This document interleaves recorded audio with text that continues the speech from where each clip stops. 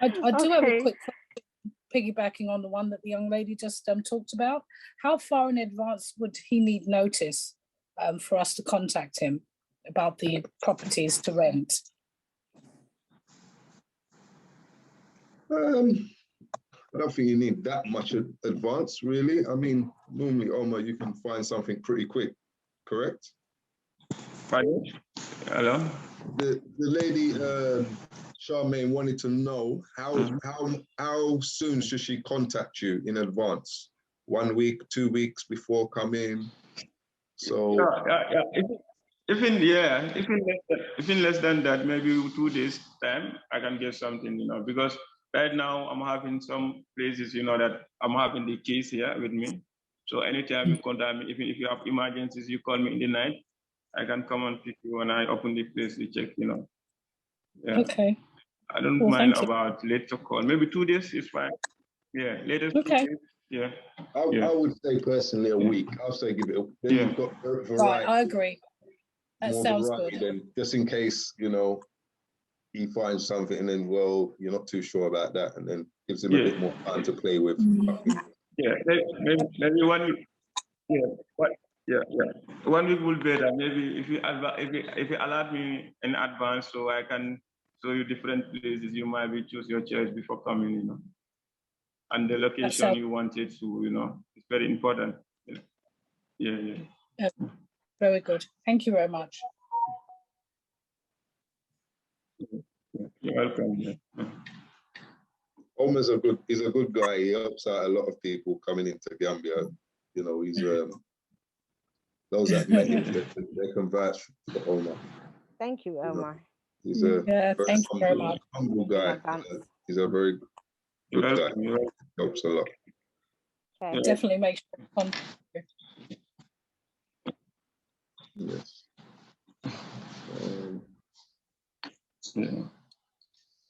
If you needed to rent a car there, how does that work?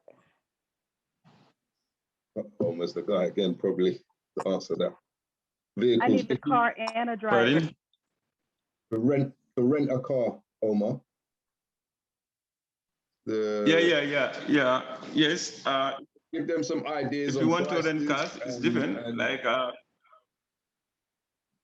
Prices. Yeah, of course. But per day is 3,000. If you want to take it in a company, per day is $3,000, and you have to deposit money there. You have to deposit 10,000. In case of 10,000. Yeah, but you can have a very new car, and everything will be confirmed. But you will deposit 10,000. But if you want it from private people, like I have friends who have a car, the prices are more flexible. Maybe you can get it to 5, per day, 2,500 per day, and there will not be a guarantee because of it will be a person I know, But if you want to take it from company, you have to deposit 10,000, and 3,000 is per day. Per day. $3,000 is per day. But I'm sure you can find something cheaper than that, Omar, because that's quite on the high end. I don't know. Yeah. That's what I'm saying. Yeah. Maybe 5,000. Yeah. I can find something more. I can find something like 2,000 per day. Renting vehicles in Gambia is expensive, guys. So are you better off just paying someone to drive you around in their vehicle? Yeah. Yes. Okay. What does that cost? Yeah. If you want, if you want some people to drive you too, you can still rent private and they give you driver if you want. It's different. If you want, if it's so that you can drive for yourself, you can drive for yourself. If you have your driving license, you can drive for yourself. But if you want somebody to drive you too, it's possible. You can have people and a driver. Yeah, it's possible. Okay. So it all depends on how much you're driving around. Obviously, in the day, in terms of the cost of hiring a driver, like a taxi sort of thing. If you're constantly driving around all day and you're having the guy waiting around for you, it can cost as well. You could pay. It costs. Yeah, it could cost 1,000, something like that. It depends. You know, it just depends on the person that you thinking. But you're probably better off if you're gonna do that. I mean, you're just probably better off just getting a taxi to your destination. Okay. All right. Because if you're gonna have someone with you all day waiting, then you know it can cost. Yeah. Okay. I've heard of people buying their own vehicle and then having someone drive it, you know, being driven in their own vehicle basically until they're comfortable to drive it, or they may never drive it, but you know, that could be. Maybe in that case, then you're gonna hire someone maybe on a monthly salary, which will be negotiable. I don't know. I don't know how much somebody would charge. It's depend on your duration staying. You can talk to somebody, you tell him that I'm staying for 2 weeks or I'm staying for 3 weeks. I want you to drive me, how much I'm gonna pay you. You just negotiate and you agree with price. It's more better than you take somebody and every day you pay him. Because if you take them down trip, like Daniel said, when you go many places round, they will just charge you more prices, you know. The price will go high. It's depend on, you know, how long he's driving you in the day. So he want to charge you through the movement he sees going to, you know. But if you have somebody, you just talk to him, you know, I want you to drive me 1 week, so I want to pay you this amount of money. You just negotiate. You have agreement with the person. You have deal. I think it's more better in that way. Yeah. Okay. And just real quick, one last question, and I'm shutting up. So we're okay to like just use our UK licenses here. We don't have to get international licenses, right? UK licenses international. You can use it anywhere. Okay. All right. Yeah. Thank you. Anybody else wants to jump in? Yes, I have a question. I'm not sure if I missed the answer to that or not. As far as the cost for the wall around the 20 by 21 plot, is there an estimated cost for that? Because I had to go out and come back in. I'm not sure. Yeah, that's all right. I will upload some onto the group. Okay. I've got them on file. I will upload them onto the group just to so people can see them again. Yeah. Okay, great. Thank you.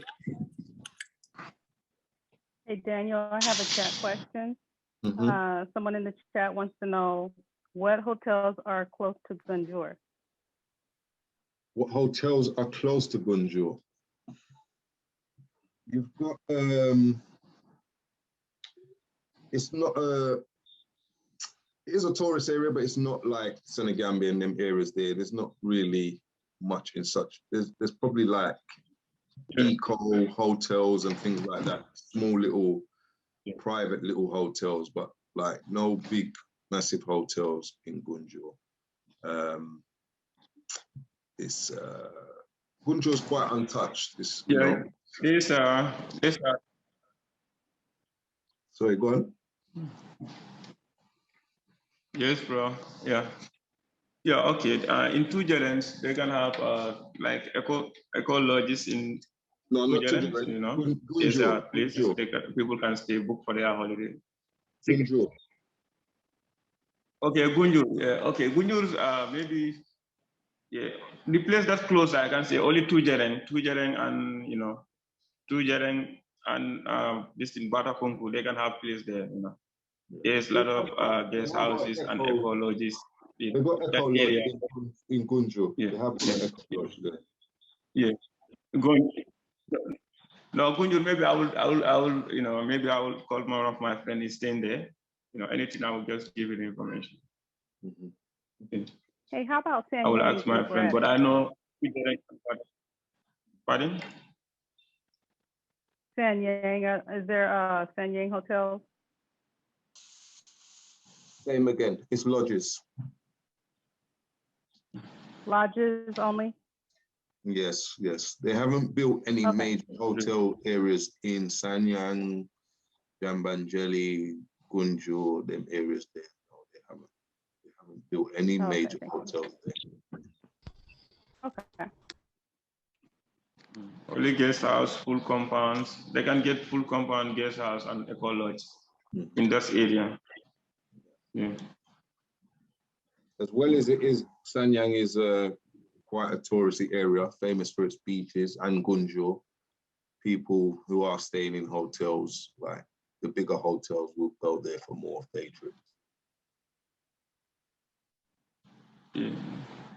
Mostly people go there for tourism, like the Sanyang Beach, Paradise Beach. People go there for relax, you know. They have a very nice restaurant and beach bar there. So most of tourists, they go to rest there. You know, it's a very nice place to be there. A quick question is where Sanyang Height, is it close like to the tourist area? Is it close to the beach? Or it more on the countryside? Hello, yes, okay. Sanyang is close to the tourist area because like I said, it's not far from Gambia much. Yeah.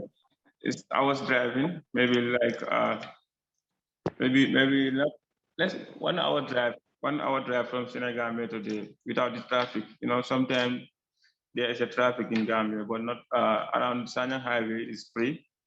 But maybe around Gambia here, before you leave Bushibi, you might have a traffic. But the moment you finish Bushibi, you don't have traffic, you know. Less than 1 hour, you can drive to Sanyang. That's like, I can say 40-minute drive. Yeah. Okay, thank you. You're welcome. Another question, does Property Gambia also has a draftsman who assists with the drawing of the plan for your home? Okay, about the plan, about constructing or? That you mean, right? She wanted to know about the plans, whether or not you have an architect. About the plan, the construction site, you mean? Yeah, the architect who draws like what? Yeah, who draw plan, yeah, of course. Yeah, that I'm saying. Right. That I'm saying, yeah. We got people who draw plans, yeah. We have engineering in there. They are not working with us. This thing, they are not like we work with them, you know, like in terms of when we want a plans or anything, when we want to build, we have a team, you know.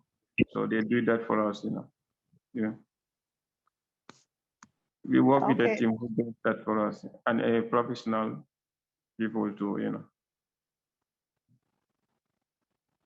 Okay, thank you.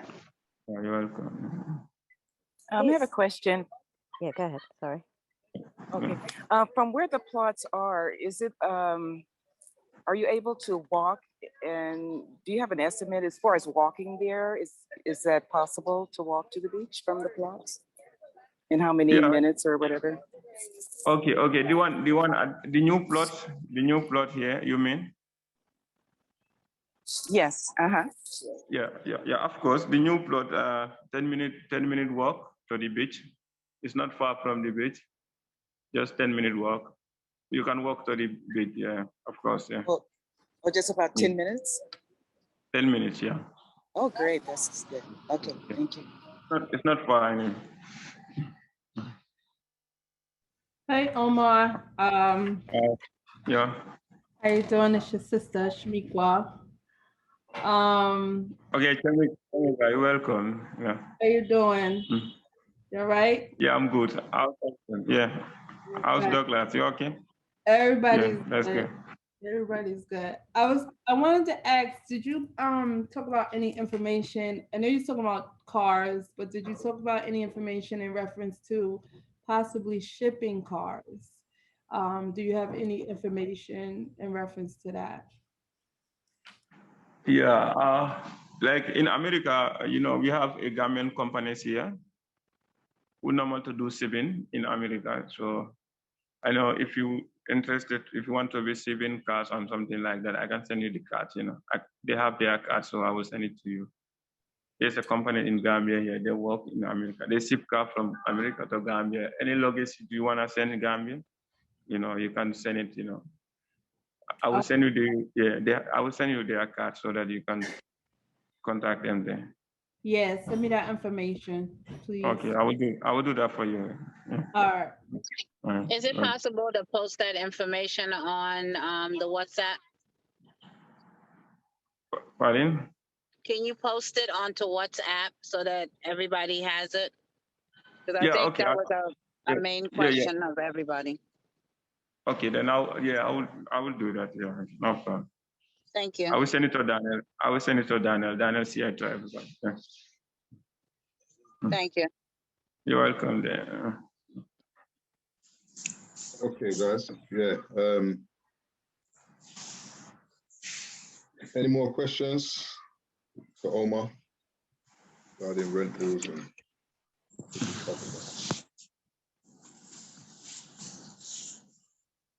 No. I got a question. I don't know if it's for Omar. It's anyone that can help me. The coordinates. I've never tried to put coordinates in Google Maps before. And I put all the numbers in that was on my paperwork. I don't know what I'm doing wrong. Does anyone know how you're supposed to enter coordinates in Google Maps? Yeah. I think that what you're talking about is the coordinates for, I believe that is for physical planning purposes only. I don't think it's a coordinate for Google. I think it's their own personal coordinates for the company. Oh, I believe. okay. I don't think you can just type it in, and so you will need to get the actual. You're on patrolling. I will try and see if I can get the coordinates for that, because we didn't get the coordinates for that. As you know, as we're moving forward, all the lands now on the videos, we are putting the coordinates on, so people can. If anyone was on the ground and took any photographs, if they can check. I think they can get that data from their phone. Yeah, from their phone. It should give them the coordinates. But the minute you post the pictures into WhatsApp, it strips all that information from it. So. All right. Okay. Yeah. So when you take a picture. I'll check it out because I did take some pictures over there. So I'll see if my phone saved it, because I've been trying to get the coordinates over there as well. Yeah. You did that recently, Shamika. Yeah. Yeah, if you download the pictures to your laptop, say for example, there's a way that it's I forget the term they use, EXIF, like EXIF, I think is the name of the data that you're looking for. And it should show you the day, exactly where you were standing when you took the picture and all that good stuff. Okay. That's interesting to know. Yeah. Yeah, I just want to see an aerial view of the of my plot. Right. That would be great. Yeah. Okay. All right. Thanks, Tyra. We'll work on that. Probably I'll get Omar when he's next on the ground. Patrolling too. Yes. Omar, can you water my grass on my plot too while you're at it? And mine. I think there's enough rain going on during the rainy season. Oh yeah, true. Right. So probably when you go back now, like, obviously we've cleared the lands, probably, it's just going to get bushy again. Yeah. The only way to stop that is when you dig from the roots out, where we don't dig from the roots out. We clear the land. Yeah. But we don't dig from the roots. But when you start your building and things like that, then that's when you have to take the roots out. Okay. Yes. I wanted to ask how bad mosquitoes are during rainy season. Oh, good question. Depends on your location, where you are.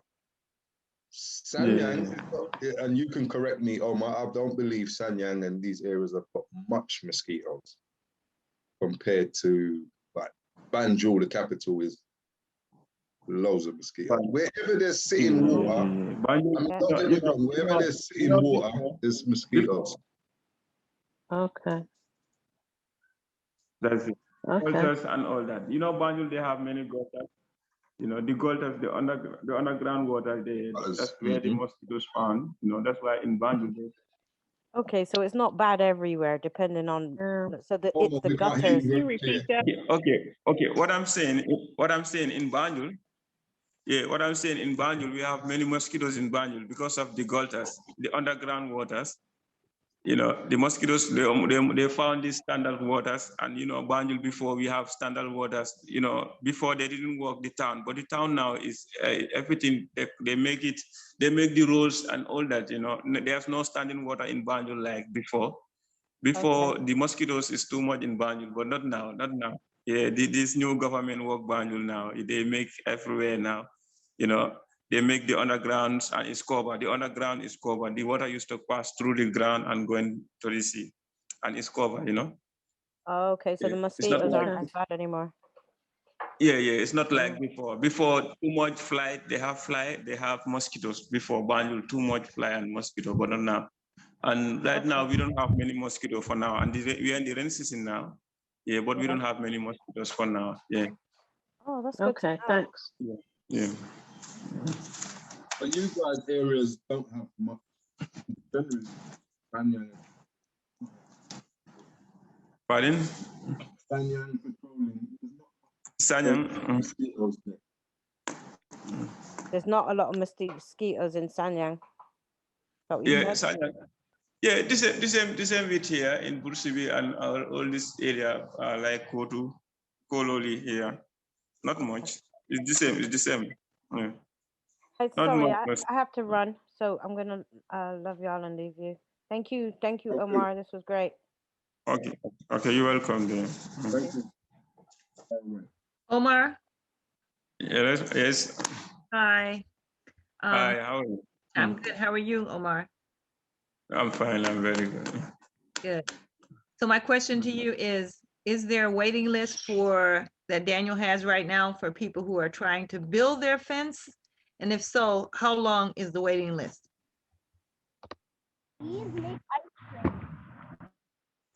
Pardon, you say like? I ask you if there's a waiting list that Daniel has for building fences. And if there is a waiting list, how long is the list? Okay.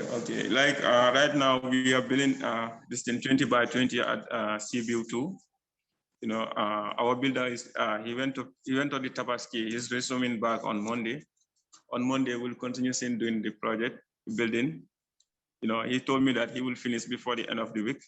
And after there, you know, I know someone is talking to Daniel. Maybe you can ask Daniel. You know, there's a people who book in fence with Daniel. So I don't know where we're gonna start it. You know, you can talk to Daniel about. I'm just waiting on confirmation. You know, if and then they were gonna go and do on putting some fence around in Gambia as well. But I mean, the waiting list at the moment, it could be anything from a month. Come back. So we're hearing that you're saying it's about a month wait list. Yeah, about a month and a half. As it stands. Okay, about a month and a half. It's about a month to a month and a half at the present moment. Okay, thank you. I said it's settled down a little bit now, but before, obviously, you know, we had that heavy rain in Gambia. So it's gone a little bit quieter, I should say. Thank you. You guys are quiet. Or Daniel, this is Ty here. Yes, brother. Has there been any conversation about property insurance on the WhatsApp link? Has anyone discussed that? And is it worth getting? And if so, you know, maybe the top 3 to 5 companies that we should be referencing. Yeah.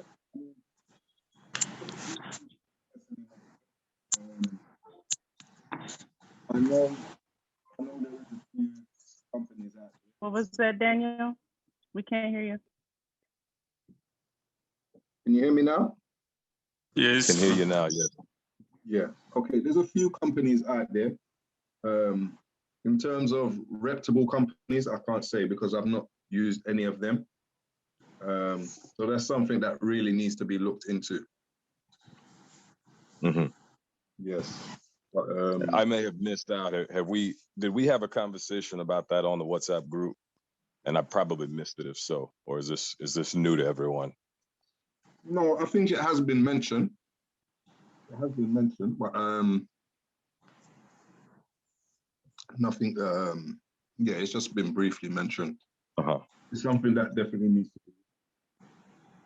You know, I don't know how reliable the companies are out there. Omar. Yes.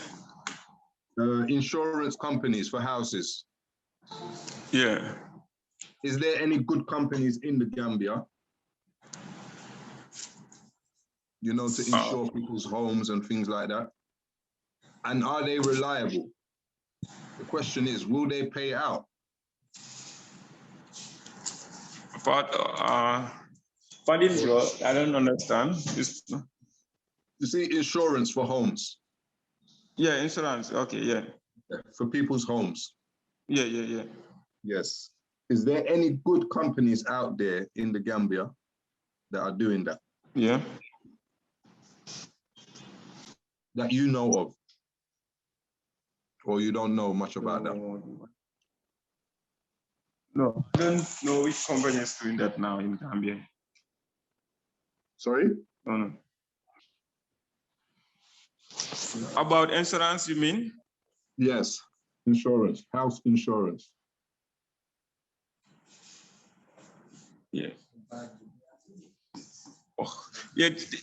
There's offices in Banjul, but I don't know the companies the companies that are doing it now. But there's offices in Banjul, who are responsible about it. Maybe I will do my researchments, and after that, I just give you clear brief, confirmation from them. Okay, that's something that needs to be looked into then. So Yeah. But I know many offices is at Banjul who is doing that, but I have to confirm. I talk to them, and after that I can give you a brief explanation so that you can understand. It might be worth somebody looking into that as a business as well. Yeah. Yeah, of course. That can, cover people's homes, because that's important. I mean, even myself, I would like to have insurance on my home. That's what we're used to. So yeah, that's all we can answer right now, Ty. Sorry, brother. Okay, I'll do some background research and make a few contacts. I'll get back in touch with you and let you know what I find out on my end as well. G4S, I think they do that. G4S, I think what is insurance. Yeah, many insurance companies. Yeah, many insurance companies. Then one anytime you want to operate business, you want to everything, many insurance companies. Yeah, but the thing is, you've got to see if it's a reputable company that is going to pay out. Yeah.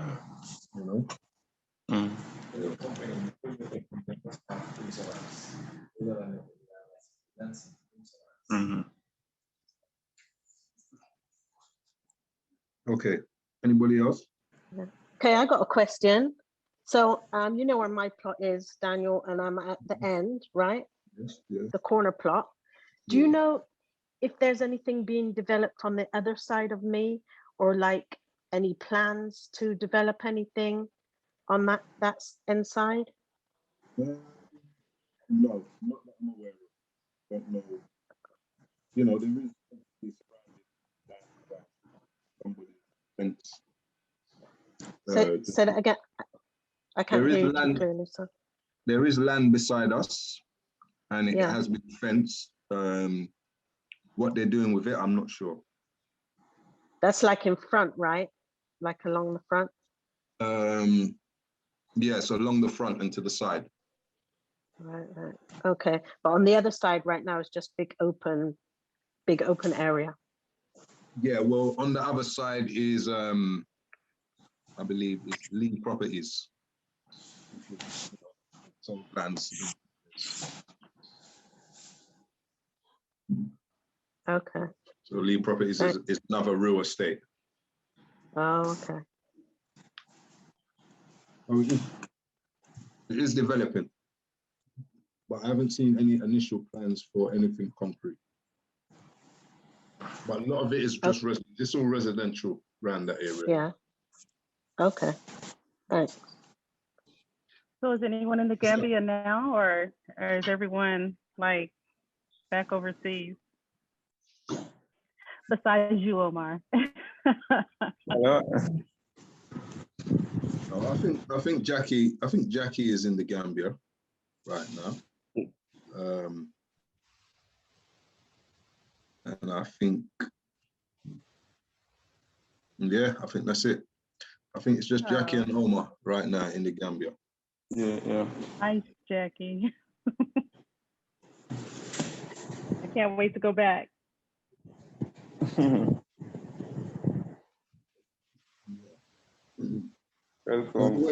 Has the weather been bad, Omar? It's not been raining. No, not this day. It's not raining. Since the Tabaski, not raining. You know, the weather is good. You have sun, and you know, it's nice. You know, a nice wind blowing outside there. You know? Yeah. The weather is cool. It's nice. That is the question they had in chat, was when does rainy season end? Pardon? October. Yeah, August and in September. The rain stop at October, you know. End of October, we don't have rain. I want to ask, is there, oh, sorry. Pardon? I was going to ask, is there a major chain grocery store there? Major change about? Grocery store? Pardon? Is there a major chain grocery store? No, not a major one. There's a mall that just opened up near Senegambia, slowly. A mall has just opened up. Okay. Jackie's having in terms of what are you talking, like in like food, clothes, everything? Yeah, like food, like a Marks and Spencer's or something like that. Well, no, Marks and Spencer's isn't just food, just like a food grocery store. Yeah. I mean, you got a couple like that in sort of Caribou Avenue. You know, obviously you got Right Choice, which they've got Right Choice have got a few branches around, which is a grocery store. Yeah, today mini markets and all. Yeah, like mini markets, things like that. Yeah. But nothing like big to what we're used to, no. Okay. Yeah, but like I said, they've just opened up a mall. The first mall in the Gambia, which is just opened recently. Oh yeah, what street was that on? It's near Senegambia area. Okay. Yeah. Jackie says, I'm having problems speaking live, but I am in Gambia. It's rainy season, but it's hot. Rainy season is very hot in Gambia. Yeah, it's hot. We have sun, yeah. Normally, anyway. It's hot during the day, you know. Maybe in the late evenings, it's cold, around 5 o'clock down. You know, it's a little bit cold, but it's hot during the daytime. Around 2 o'clock, afternoon time, it's very hot. She said it's quite a few grocery stores around and in Kaloli, like you said earlier. And she said she was down at the beach earlier. That must be nice. Okay. Can I ask a question? Can I ask a question? Yes. Yeah, you're welcome. Do you know when the shipment gets to Gambia? Do you guys have an agent to do the legwork for us? Or we have to be there at the wharf to collect it ourselves? Yeah, the agents we have. So I told you that I will give you the number. They have number in UK. You can contact them in UK, in US there. You can talk to them there. They can give you brief.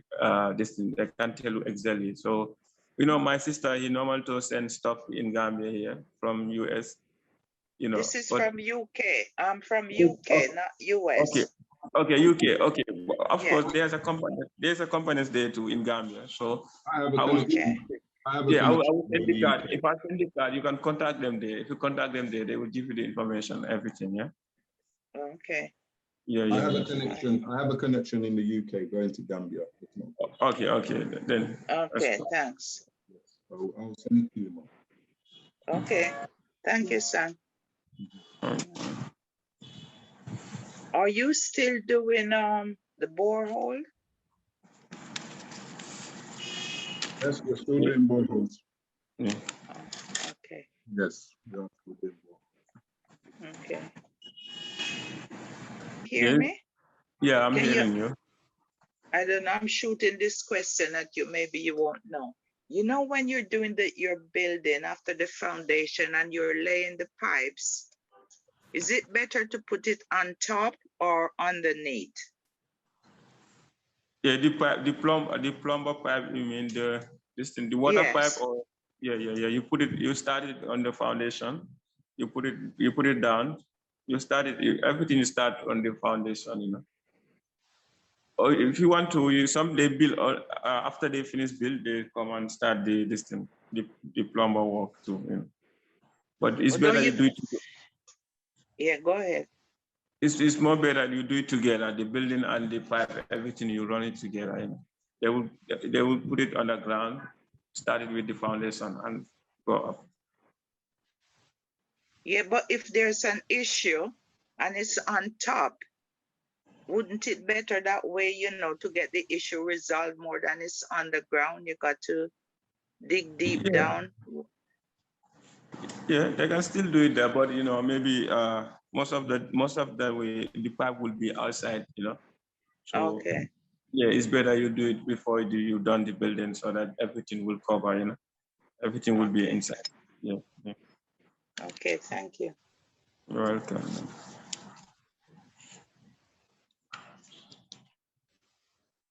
Another question I have, is Christmas a big celebration there? And do a lot of businesses, official businesses, close down like for the entire Christmas week? Is that the Christmas? What Yeah. do you want to know about? Is it a big celebration there? And do businesses tend to close down that Christmas week or the week after, or are things still pretty much open and operable? No, they're still open, The business still going on there. But it's a big celebration anyway, anywhere you go. But still, the business is going on still. That does not stop business. But we have long holiday during the Christmas too. Yeah. All over the country, we have long holiday during the Christmas, our Christmas Eve. We have long holiday, But business is going on, like food stuff and all that, And maybe companies and school and all that, we're going for holiday during the Christmas.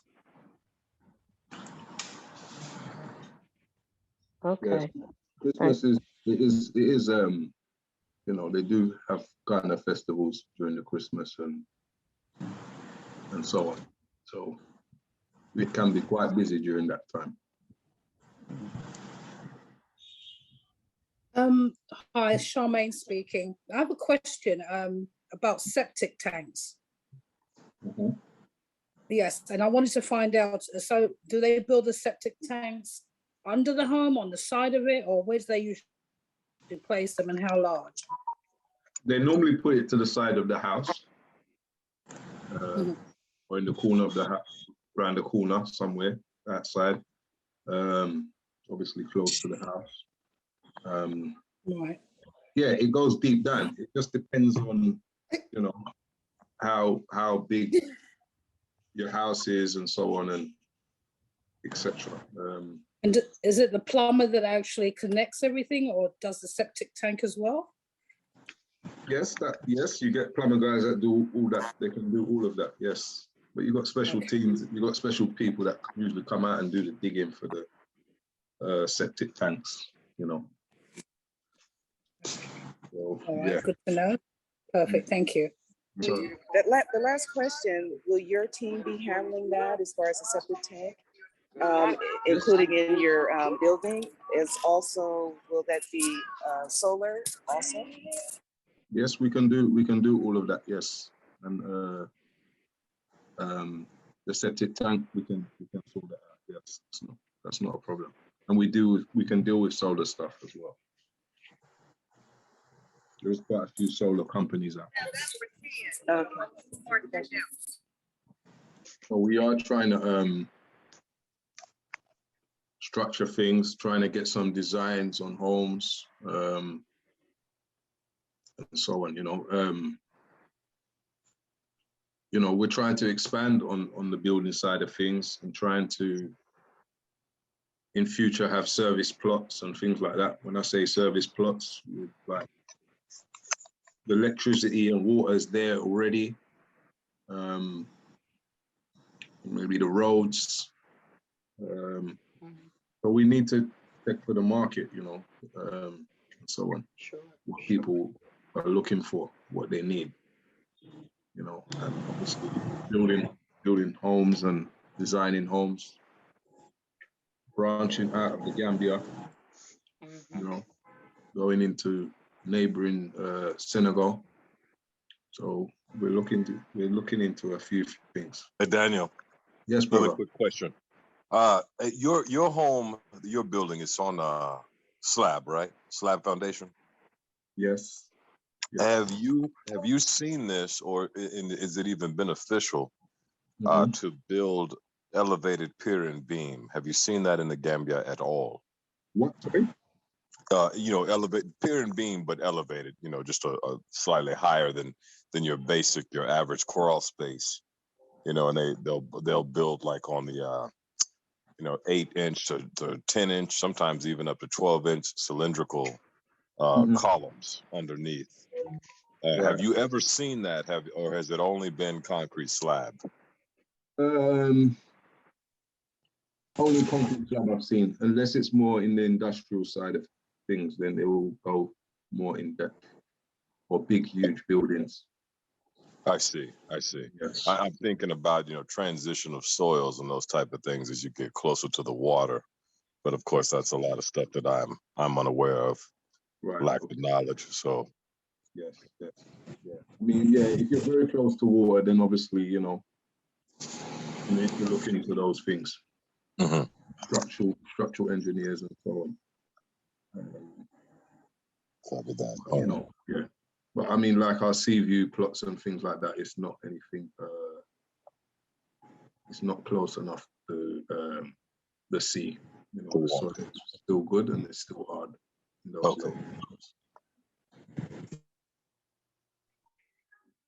So, Mr. Charmaine, you're quiet tonight, man. Normally you're an African journey. Yes, Gerard. I think he's struggling to come in. Gerard is in the Gambia. I'm sorry. No, love, I'm just trying to cook my Sunday dinner, that's all. Okay. Okay, no problem. I'm listening intently, I promise. I am too. I'm listening and working. Oh, yeah. Okay, that's all right. I just want to thank you guys for, sharing this information. I know that, there's a lot of us that are up standing in line asking all these questions, but I appreciate you taking the time out of your day to answer these questions for us. No, you're welcome. That's right. That's what it's all about, just getting everyone together and answering as much questions as we can. I did miss the slab question, though, the slab answer. The slab answer, yes. So basically, that it's just more on a commercial side of things, what he was asking about, that kind of build is more on the commercial side. Okay, thank you.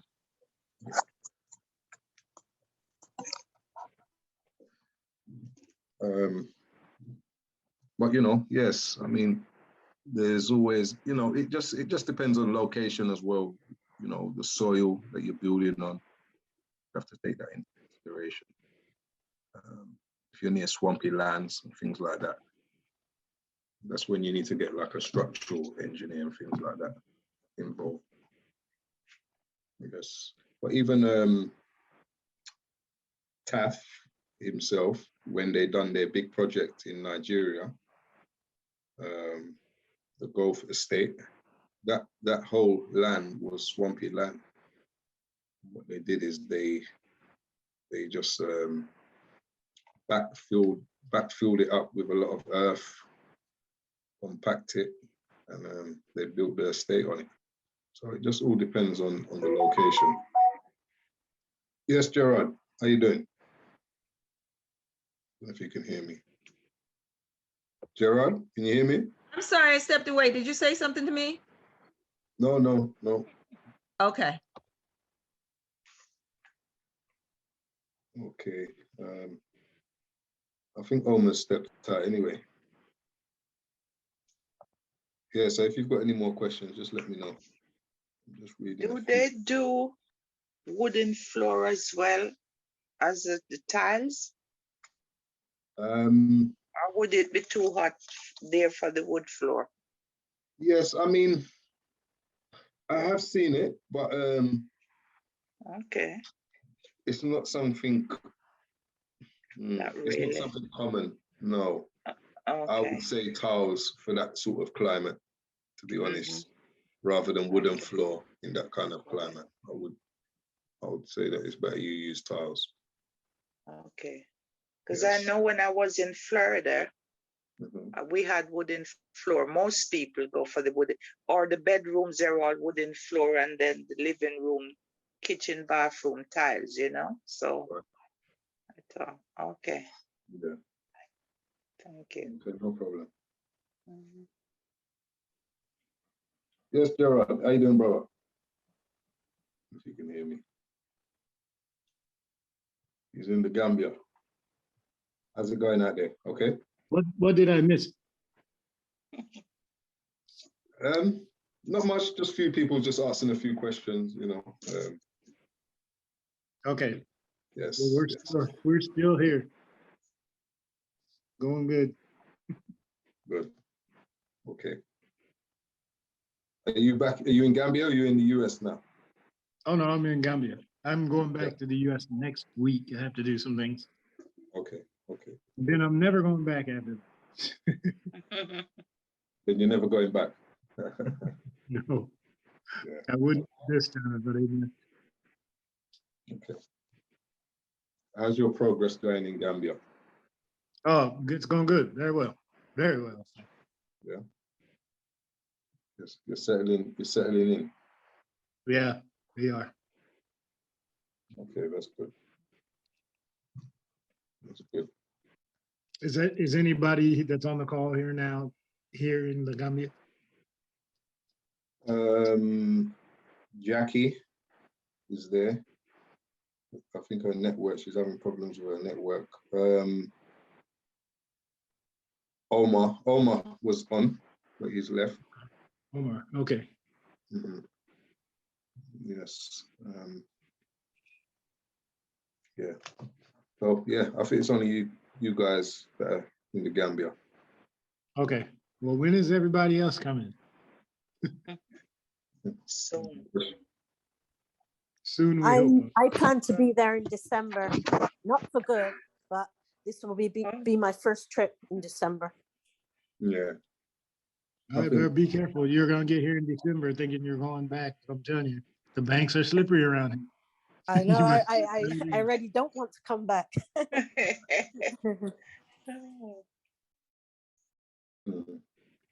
Yeah, December is election time as well, isn't it, in the Gambia? Oh yeah, that's right. That's right. We're hearing a lot about that. Oh yeah. Is Yeah. election pretty calm? Yes, they don't normally have any problems during elections. Yeah. No. Yeah, it's okay. It's peaceful. It's good now. Generally, It's it's fine. peaceful. It's all right now. It's a busy time normally. A lot of people do go out during the Christmas time, especially diaspora and Gambians. They tend to go in December. Yeah.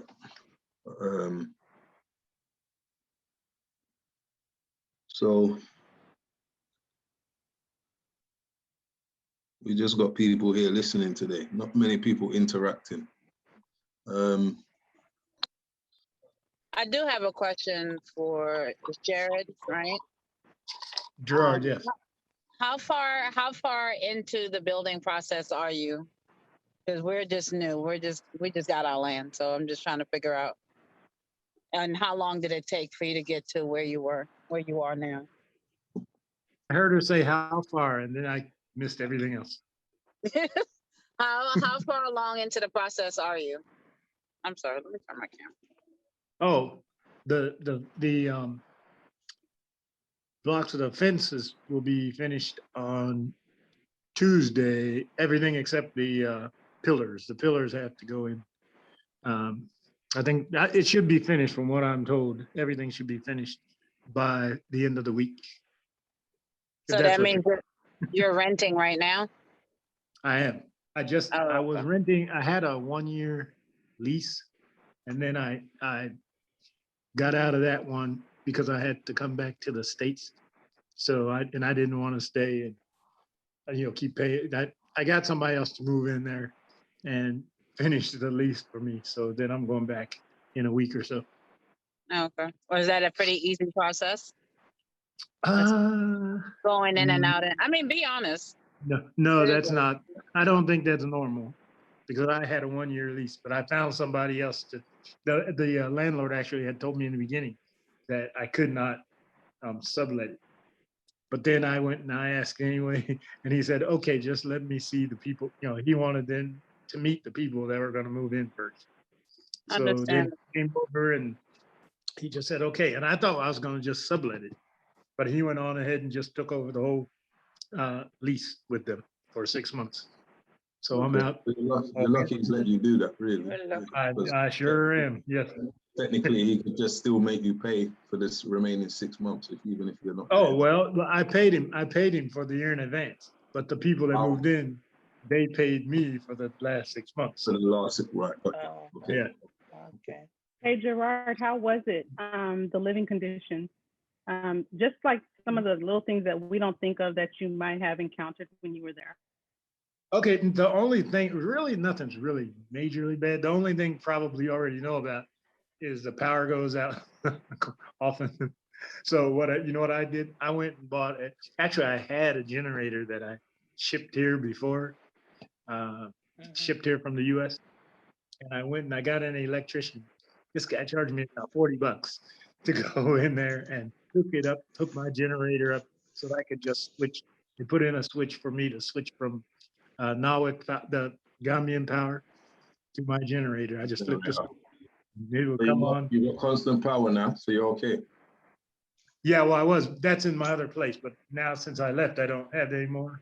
But yeah, it was pretty good. It would go off. That sucks as well, especially during the rainy season, especially when it gets a bit hot. It can get hot and the power goes off and you ain't got no fan or... Yeah, exactly.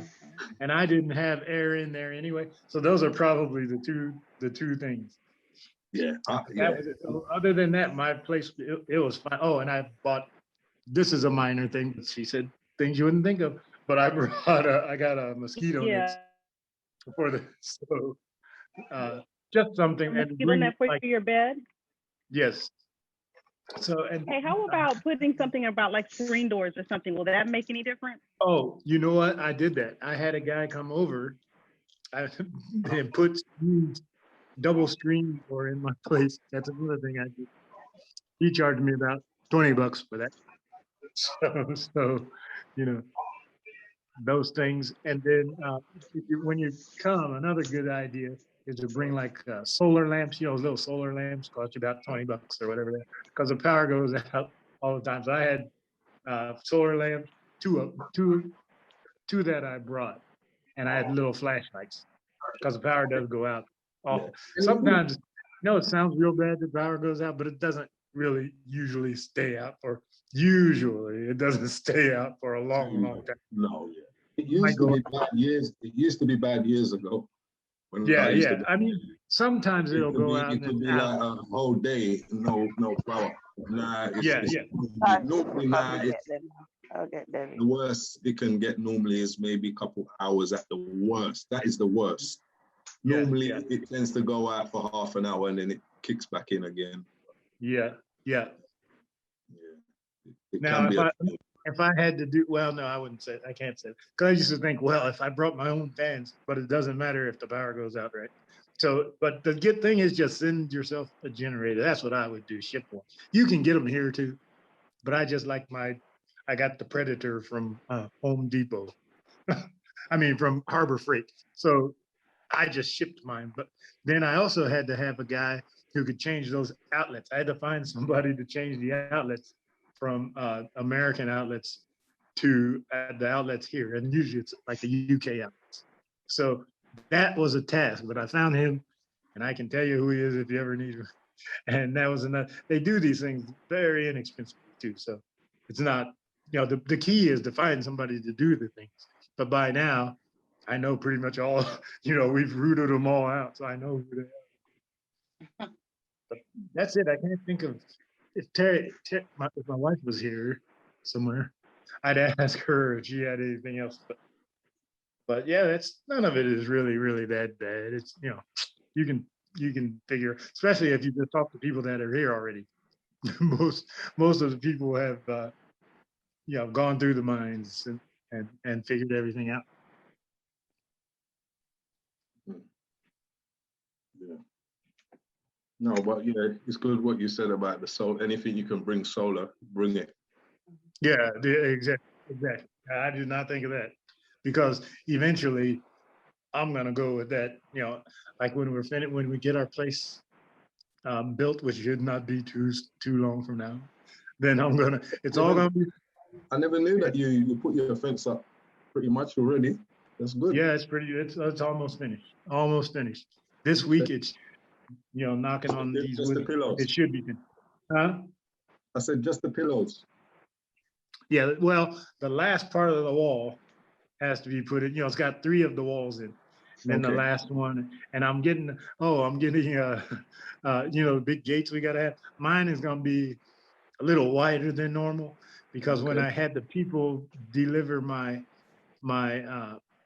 shipment from the US at the place where I just left, the truck couldn't make it in my into the compound, because the street was too narrow and for the size of the truck. So the guys had to come and unload everything out from the road and carry it all in. So now when I'm doing mine, instead of being the normal width, it's gonna be 5 meters. So any truck can get its way in there. Maneuver in.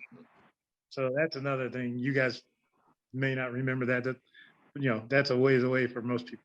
But yeah, so I got all the fence done except for that last wall with the gate. And my gate, Daniel, is not gonna be, I'm getting up there. I'm not trying to pull those doors open. So mine is gonna be one big long gate that just like closed. Okay, that's good. I think there's about 2 or 3 of you that started down there, right? Yeah, there's one guy working. Dale. Dale. Dale. I think he's making his blog. He just started. In fact, I saw him yesterday. We were talking today, but he just started the blocks with his. Yes. And I think they're finished. They're finished making the blocks. Yes. In fact, yeah, I know they're finished making the blocks. He told me yesterday. So the fence isn't started yet, but the blocks are finished. And then there's John and Gwendolyn. They also their fence is up. In fact, they're traveling now, but their fence is up. Oh, And then did they go with other, block fence? Because I don't think they wanted block fence. no, they went with what do you call that stuff? It's real hard wood fence. The name of it, I can't think of it right now, but it's really hard. You've seen it where they pound those things down into the ground. I know you've seen them all over the place, but they got the, and I think his plot, if it's not finished, I'm not sure if it's not finished quite. or not. I think we've got about a week's left work there. Okay, yeah, it looks close. It's close to finished. Yeah. And then there's me, and then there's some other things. I don't think they're with our group, but there's only a couple across the road there. Okay. But it's starting to come along. It's, people are starting to build now. Yeah. It's funny because when I went out there was no one. When I went out there not long ago, there was no one. And I was thinking, when is anybody gonna come? I'm gonna be the first one. But I wasn't the first. Even as you're approaching to the 21. location, even as you're approaching to the location now, the surrounding area is developing. Yes, it is. This thing it's going fast. I'm glad I got mine when I did. I have a feeling my property is going to be worth a lot of money. You're right. As you drive through Sanyang, as you're driving over, you can see a lot of construction, and you know how there's going to be a real vibrant community all around. Is you see these new petrol stations they're putting. There's like 3 of them on the way to Sanyang, and they always know ahead of time when the crowd is coming. Right? So eventually, yeah, I like it. I like this. I like it a lot. Years ago, people used to say, "Oh, Sanyang is too far," and everything. It's like where a lot of people are now. Everyone's that's what I keep hearing. I hear that, and you won't believe it. I know you've been away a while, but you won't believe it. In the last just month or so, how much building is going on. Every time I drive out there, I cannot believe this. Mm-hmm. And they're nice too. It's not like it's not like little bad places. I just like it. They're nice places that I know are gonna be near me. So it's good. That's good. I do have another question. So you're saying everybody has kind of different fencing. How does that look? Because I don't know what Sanyang looks like, but most of them are the same. It's not just and it doesn't look bad as long as the fence looks good, So it's not like bad. I haven't seen anything bad yet, I mean, it's only a fence. So what about how high are you going with your fence? You've been okay with the wind? The wind never affected. I need to use the computer to look for mine. Yes. Okay. No, the wind didn't affect mine, but mine. Actually, that last storm we had, the really bad Wizard of Oz one, that one didn't affect my fence. It was okay. But the one thing that I did do is I didn't make an 8-foot fence, right? My fence is about, then let's say feet, and about feet instead of meters. It's about 4 feet high, and then the rest of it. How many cools high? Blocks. 5. 5. Yeah. And you're keeping it at that? No, because mine, that's just the blocks. And then, so, you know what? You're gonna have railings. Because I did say my fence was gonna be finished this week, but that's not totally true. The blocks are all gonna be finished. But after that, I'm gonna put iron. Iron. Yeah. I'm gonna do that. So the rest of the remaining height is gonna be those. It's gonna be the fence. It's gonna be the iron. Yeah. Yes. So, okay, yeah, Gerard, what I'm watching you on that. I think that's what I'm. That might be a good suggestion, especially those in the Seaview area. Yeah, that will be a good thing because the winds can. On the side. Sorry, So I think those near the Seaview is that might be a good shot, really. I don't think it's advisable to put up high walls near the sea view areas because you're open to the element of the sea. Yeah, and even so mine didn't get affected like some people I heard did. Yeah, But now if the reason we it did was it, up a few more courses, or possibly, you know, yeah, it could have affected. now we didn't do that because of that. We didn't think of that. We just did it because we didn't want the big high wall. Because my wife, the place we left, the walls were like 8 feet in some places and 10 feet in others. And so close to the house. My wife said she didn't want to do that again. She says like being in Shawshank. So if you guys know what that is. So at least you've got the security and you can see outside and you got the breeze that comes through it. that's exactly what she said. Because she likes to look at the sky and see the trees and all the birds fly and do all that stuff. So we decided we're gonna go with that. And then I think she said something about some kind of vines that grow up over the top, over the top, those, creeping vines or Yeah, that flowers. makes sense to me. Right. Yeah, Right. that way we get the breeze and we get everything. The breeze and you've got the privacy at the same time. Yeah. Exactly. Yeah, exactly. So Daniel, you may know this because this is my holdup right now, and I got to know in a couple of days is since I'm so close to Seaview, what type of bars are corrosion resistant? So I'm trying to figure this out. One guy said, well, you can buy aluminum or you can buy some treated kind. I don't know. I don't know. So I'm actually going online tomorrow because I only have a couple of days to figure out that I want. Yeah, I'll look into it and I'll think it on metals, what is better to use in that sort of area. But as long as make sure they're always protected, primed and, primed. Yeah, and I thought about that and I didn't know if I get the kind where I have to prime it, is that something you gotta do every year or every 2 years?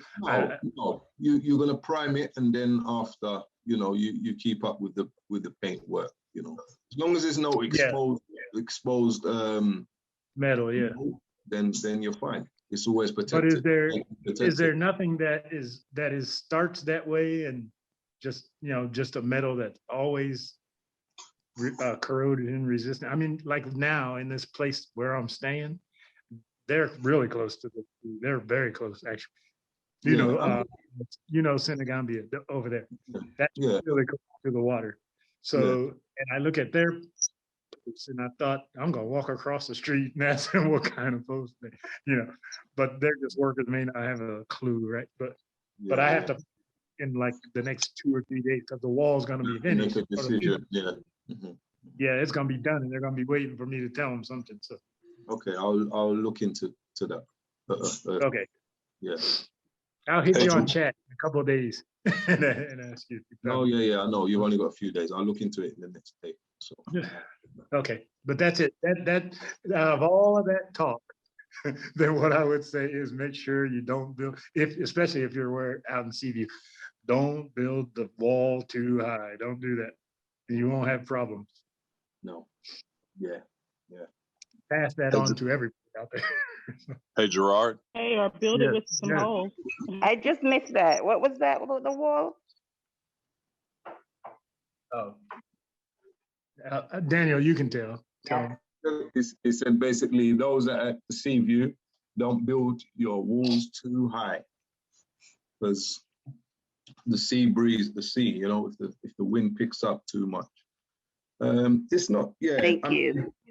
You can think it, but I think if you're gonna do that, you're gonna have to reinforce the wall and belt the wall together, not like the system how they're doing it out there, But if you're going up to a certain height, then it's fine. Honestly, I would say that for anybody, not just for CBU, but generally, yes. I mean, standards of the way fence walls are built in the Gambia would not pass the test in the UK. All right. Yeah. Exactly. Because some of those that fell down. Some of the ones that got knocked down, they weren't even close to the sea, and I'm looking at flat walls. Yeah. So that was a little. There's a lot of elements as well. Yeah. I mean, not only that,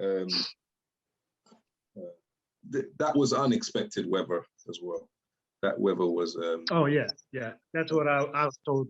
They said that happens maybe once every 10 years, And Yeah, even then, it doesn't happen at that time in the season. So, but I was sitting in the compound where I was, and it was late at night, and I'm hearing all these things, and I'm by those mango trees, and those mangoes were blowing off, hitting my house, smashing the roof, and I'm sitting there, oh my God.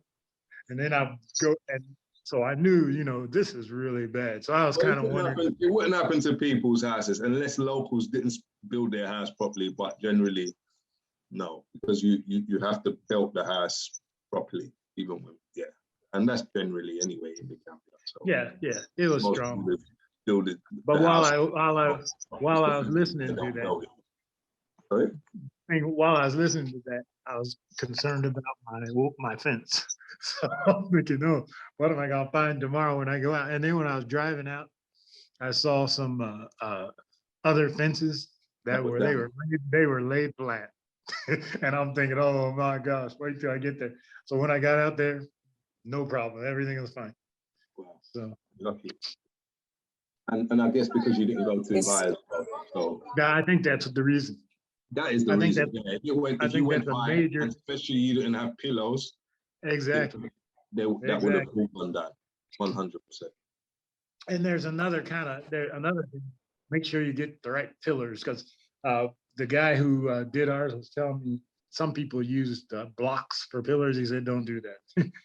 He said, do not do that. So we got the reinforced, we got the ropes, the rebar in there, or the concrete.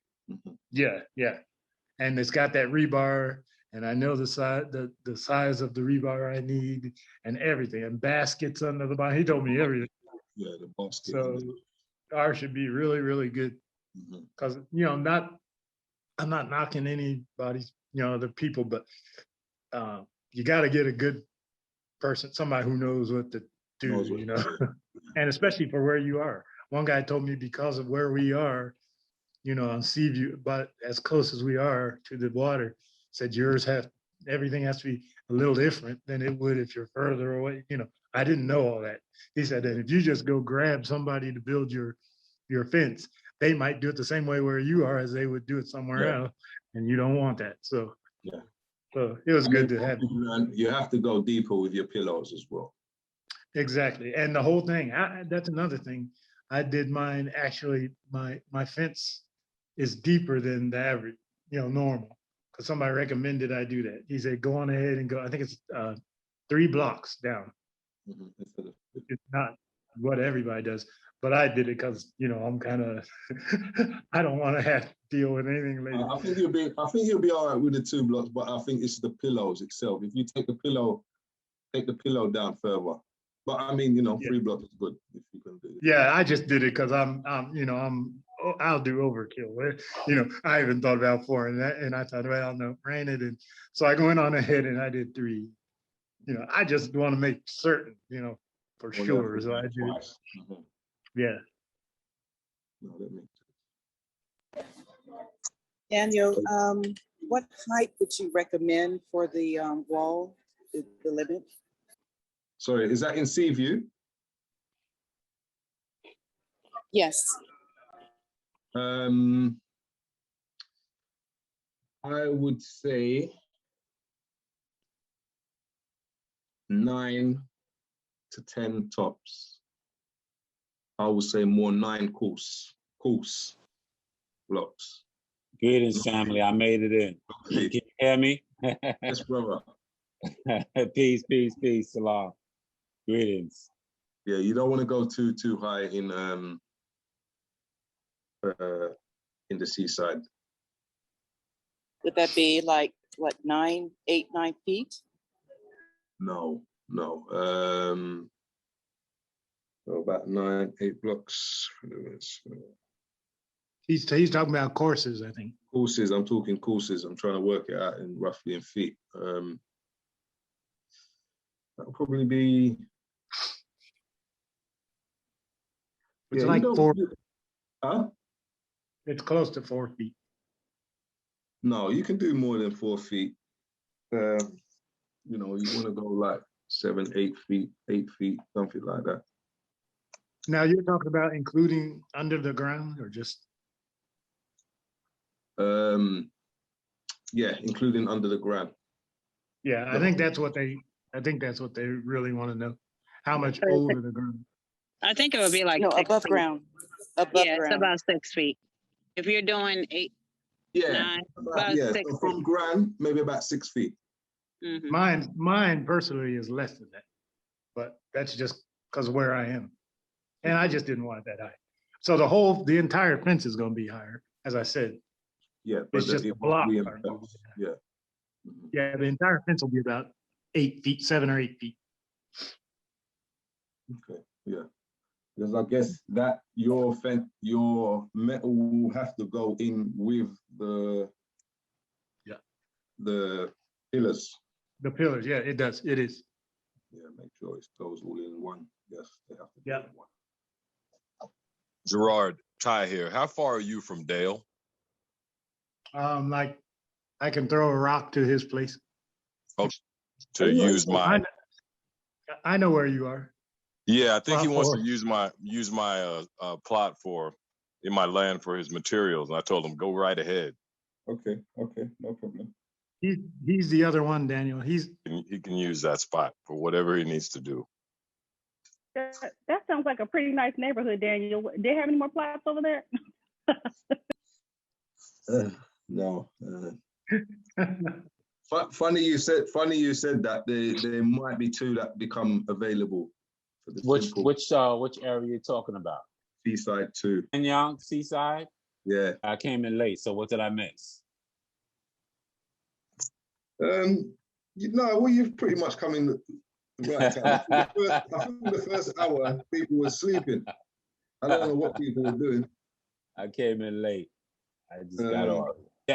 Dan, you said the gun draw paperwork is almost complete, right? Yes. Okay. Almost. You're almost there, brother. Okay, no problem. You're almost there. I'm still a little ways away from getting there, but it's getting close. So yeah, you're getting close. You're getting close, yeah, brother. You are getting close. Now Hey, you said, oh, go ahead. I'm sorry. No, go ahead. Whoever is that, Serge? Go ahead, sir. Yes, it is. So you said last time you was in the Gambia, you rented from TAF, right? Mm-hmm. Yes. So I have their app on my phone, but I see some properties. Are they renting homes or apartments for 6 months to a year? What?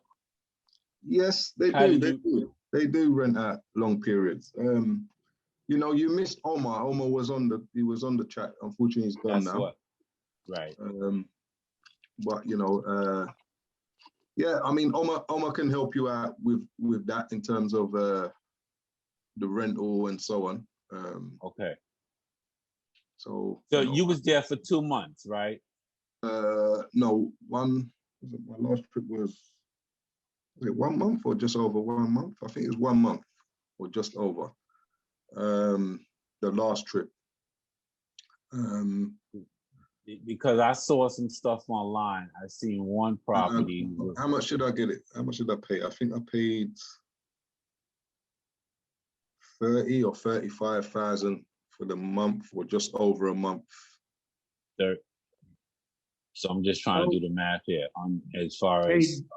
Like I said, I mean, you can get cheaper, and it all depends on the location. The location of TAF, they might be a bit more expensive because it's in the heart of it's right in Brookfield. Access is good. It's near to everything, and I needed that because I needed to get to work every day and get to places. So I saw one in oh my goodness, Beaufort. Is it Beaufort? Beaufort, right. I saw one in Beaufort for like it's $175,000 Dalasi, which comes out to about $3,000 some dollars for 6 months. Okay. You know what, Daniel? Another thing somebody asked that I forgot is if I were to do it again, I would rent my place closer to where my land is, because we rented, we were in Bijilo. Mm-hmm. I mean, we were in Corrosion, and so to drive out every day, or every day is a long way if you want to look at the progress, of your fence. So, yeah, so that's one recommendation I would say. Get it closer to where you are. Yeah, yeah. Yeah, no, of course. But like, those areas there, they haven't got the big hotels like in Senegambia and Brufut and all these areas. But I mean, you got apartments there. You can, have guest houses there.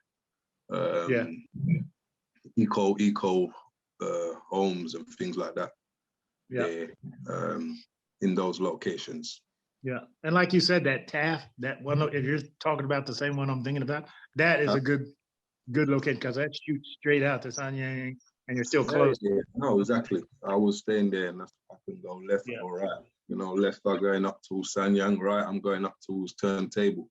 Yeah. Because like I said, I got Kaloli, and it's good because it's got a good because it's real close to the yes of everything, right? Yeah, but exactly.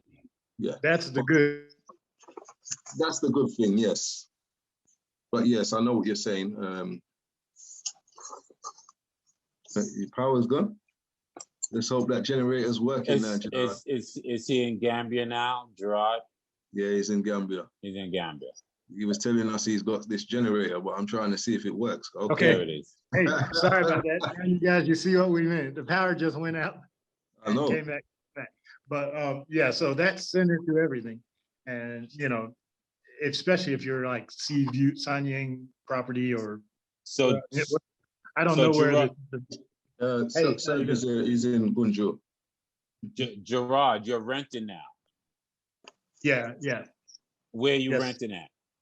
Well, I was telling him earlier, I'm not in where I was. I started with the 1 year lease, but I'm out of it. So now I'm still in Kaloli, but I'm just in a different, because I'm getting ready to go back to the States. So you're going back to the States. Just for a minute, just a hot minute. I mean, just because I had to do things. But then I'm coming back and I'm never going back to the States again. So how much is your rent costing you per year, per 6 months? Well, I'm not in a per year anymore. I'm in a place just for a couple of weeks because I'm going back. Per year. But when I started the first time where I was, the one that I took a 1 year lease was 300,000. Yeah. In US dollars, that would be what? Yeah, I don't remember. But you probably don't need it. I had a 6-bedroom, 3-bath. Oh no, yeah, no. And I just took that really quick because it's just my wife and myself. But I was tired of paying high hotel bills. So I took that one. And you said it was 6 bedrooms? Yeah, 6 bedrooms, 3 bathrooms. Yeah, that's a lot. Way more than I need. So yeah. That's a lot. I think the only thing I did, or one thing that I did that I wouldn't do again is I got rid of my T-Mobile. I just came with my African phone and I let T-Mobile go, my American phone.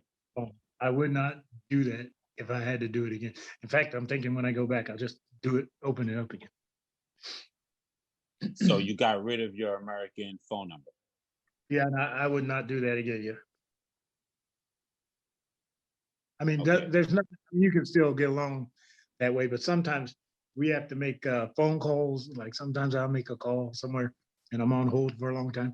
And here you got to pay for your minutes and you'll sit on hold and your minutes will just be gone. Yeah, but usually if you have an American phone number, it's costing you more. Am I correct? It's not something I would use all the time. It's just for certain instances where I might have to talk to tech support or something from somewhere in a bank or something. They'll have you on hold for an hour, right? If you're paying for minutes here on your phone, it can go all the way down, your minutes run out, and you're still sitting on hold. Right? Because the last time I traveled overseas, my phone bill was astronomical. Yeah, like I said, I would not use it all the time. Only, I mean, only when I had, it was truly astronomical. So yeah, and that's you know whatever their preference is. right. That's just what I would, because I've had thousands of minutes just go down to zero because I was sitting on hold. So Okay. I'm not. I just use it for that little instance, and then I put it away. I have Metro by T-Mobile, and I put international plan on it, and I Yeah. was able to use it to make certain calls, and it was only like $20 a month. Well, yeah, I have international calling on my phone, and I've had it for years. I mean, it basically cost me like $5. But last time I traveled overseas, I mean, it was expensive, even with the international calling. So, like here in the U.S., I could call international overseas basically almost anywhere. But when I travel overseas and try and call back to the U.S., that's when it starts to add up. Well, I was in Tanzania when I used it, and okay. of course, not all numbers, but it was very useful to have. And my plan is just like pay as you go, so they can't charge you for what you didn't use. That's good. So I wanted to try and ask, Gerald, did you ship already, or are you shipping a car there? What? Yeah, I shipped already. You shipped My already? things have already come. Yeah. How long does it take? Oh, it took a long time. I think I shipped it before I left. Yeah, no, I But got if you said in a late. month, that's not too bad. Somebody told me 30 to 45 days. That's what they told me when they were telling me where I ship it. But what I'm just trying to figure out is, with a car or without a car, is it more expensive with the car? Of course. Oh yeah, or it got more with the car. But I did not. I sold my cars before I came. But it took from November to April for mine to come. They told me 30 to 45 days. Because I want to ship a car. Okay. So Gerard, you have your car? No, I sold my cars before I left. So do you drive yourself? Yeah, I bought a car after I got here. So but last there question, are some. Do you drive? There are some places the that I don't turntable? drive. Huh? Okay, that was my question. Yeah, and Daniel knows some places like Banjul and some places in what is that place you said yesterday? Sarakunda, I think. Some places I just don't drive. No. Okay. No. Yeah, that's not. I see going people driving. fussing and fighting, and I'm the type who, Daniel, the cars here, they're all nicked up, they're binged up, and they'll bing your car and just keep going. And I'm not the one for that. Gambia's not got the best Car drivers. out there, and somebody scratches, I'm ready to yeah, we're gonna have a problem. So you thought it was so more cost efficient to purchase there as opposed to shipping? You know what? For everybody, because in some ways, I didn't. Sometimes I wished that I had shipped. But see, I had two cars. One of them was 2005, and I was told I couldn't ship something that old. The other one was 2016, I think. So I didn't ship the one that was 2005. It was a Pontiac Aztec, the one with the tent in the back and all that. So that one I did not ship. And I kind of wish I did. If I had known I could have, I would. But the other one, the newer one, no, I wouldn't want to ship it because it was a beautiful car. And if somebody scratched it, I would have been ready to throw hands. So I just left it there. And the older one, if I had an older car, I would have shipped it. If I had to do it again, I would have shipped one because the cost of cars here for what you get is, to me, it's kind of high. It's more expensive. Yeah, You're thinking. I think, yeah, for what you get. Yeah. Because my car now, everybody says, oh, your car is such a nice car. Now in the UK or the States, that car you wouldn't look at twice, right? Right. But here it's like they act like it's gold. So is My there car- a good choice of vehicles? Car is actually for sale now. If I were you, that's another thing. If you're out in Sanyang or Seaview or somewhere out there, if you have a 4-wheel drive, that's what you want. That because that car I have, it's a nice car. It's a Mercedes 250, but it's not gonna get you through, it won't go some of the places where you want to go. A question for you. I drive a 2017 Dodge Ram 1500, and I'm planning to ship my truck there. Do they sell the parts just in case, like I needed a part?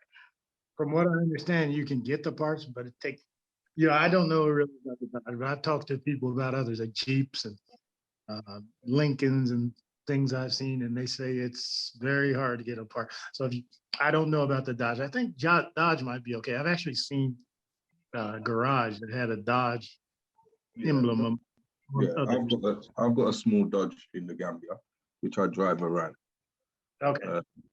But yeah, some parts can be a bit thingy, and I sent it over from the UK straight over. Is a truck or? No, the part I needed. I bought the vehicle in the Gambia. Okay. Okay. I had heard it's cheaper to ship a SUV or a truck than a car because it's considered a commercial vehicle and it's a lower cost. An SUV? Right. Possible. So is that correct? I don't know. I don't know. Because what I'm hearing is that I'm hearing is give and take. Well, you can ship your vehicle if you're more concerned with knowing the history of your vehicle. Because if you purchase there, you may not know the true history of what was repaired on it, what was taken out, what was put in. Or So make sure, like a flood, you know how there's a lot of flooding going on around the world now, and you don't want to get one of them. A lot of them come from those places like Europe. The car I drive now came from Italy, right? And I'll tell you right now, one time I bought a car that was a flood car. I didn't know it at the time. Yeah. And the mechanic went up under it to do something, and you saw the rusty bolts and everything. That's a problem. So you really got to know what you're getting.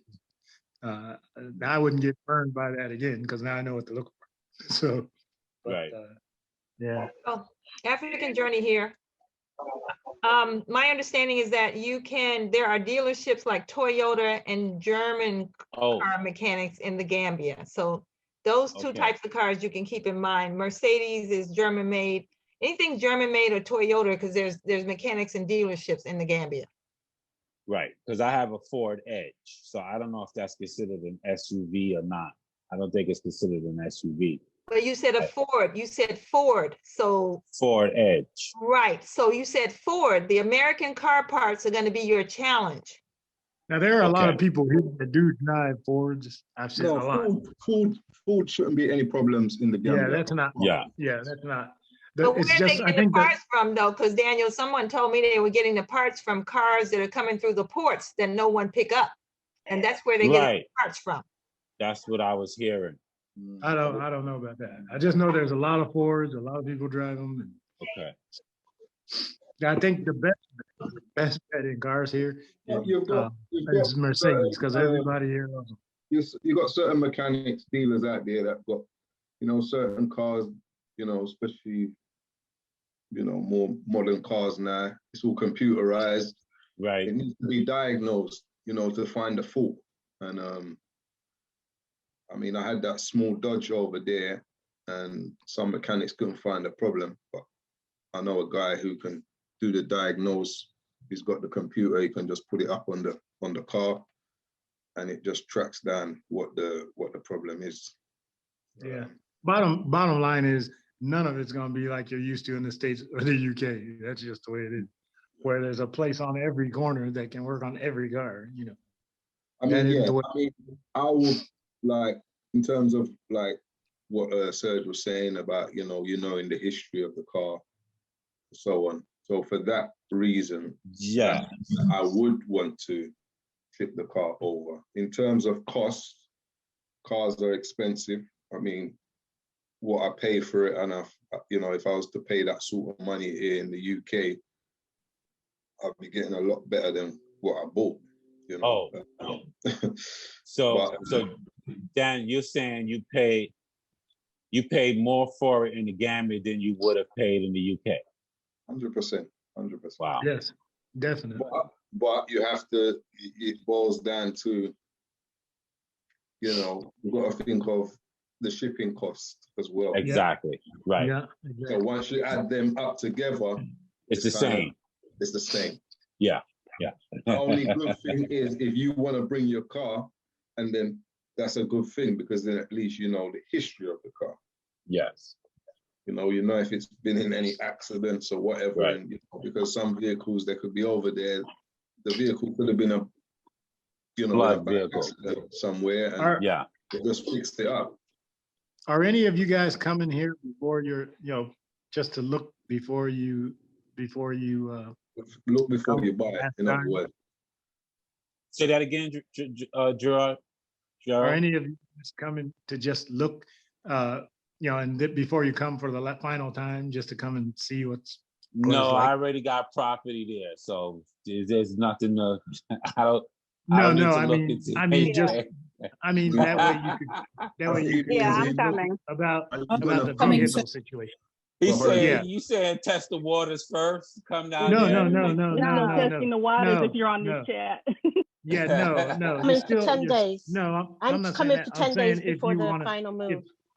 I'm I'm just saying coming if you want to come and you can look at the situation for the vehicles what we're talking Right. about. Oh. Then you can decide. Okay. No, what you want to do. I just for me, I always jump in the water. That's how I do it. Wherever I go, I just jump in and customize myself to the area. No, I mean I'm talking about that way you'd be able to figure out if you want to bring your car or not. Nothing. I'm with you, Gerard. Just jump in. I would bring my car, but I'm not driving it in what y'all call it, the turntable or wherever that was. I'm not driving it there. You know what? Honestly, though, turntable's not that I thought it was when I looked at that. I thought, what kind of hell week is it? But then actually get there and you drive it. It's really not that bad. You must be when you go about to Banjul and Serekunda.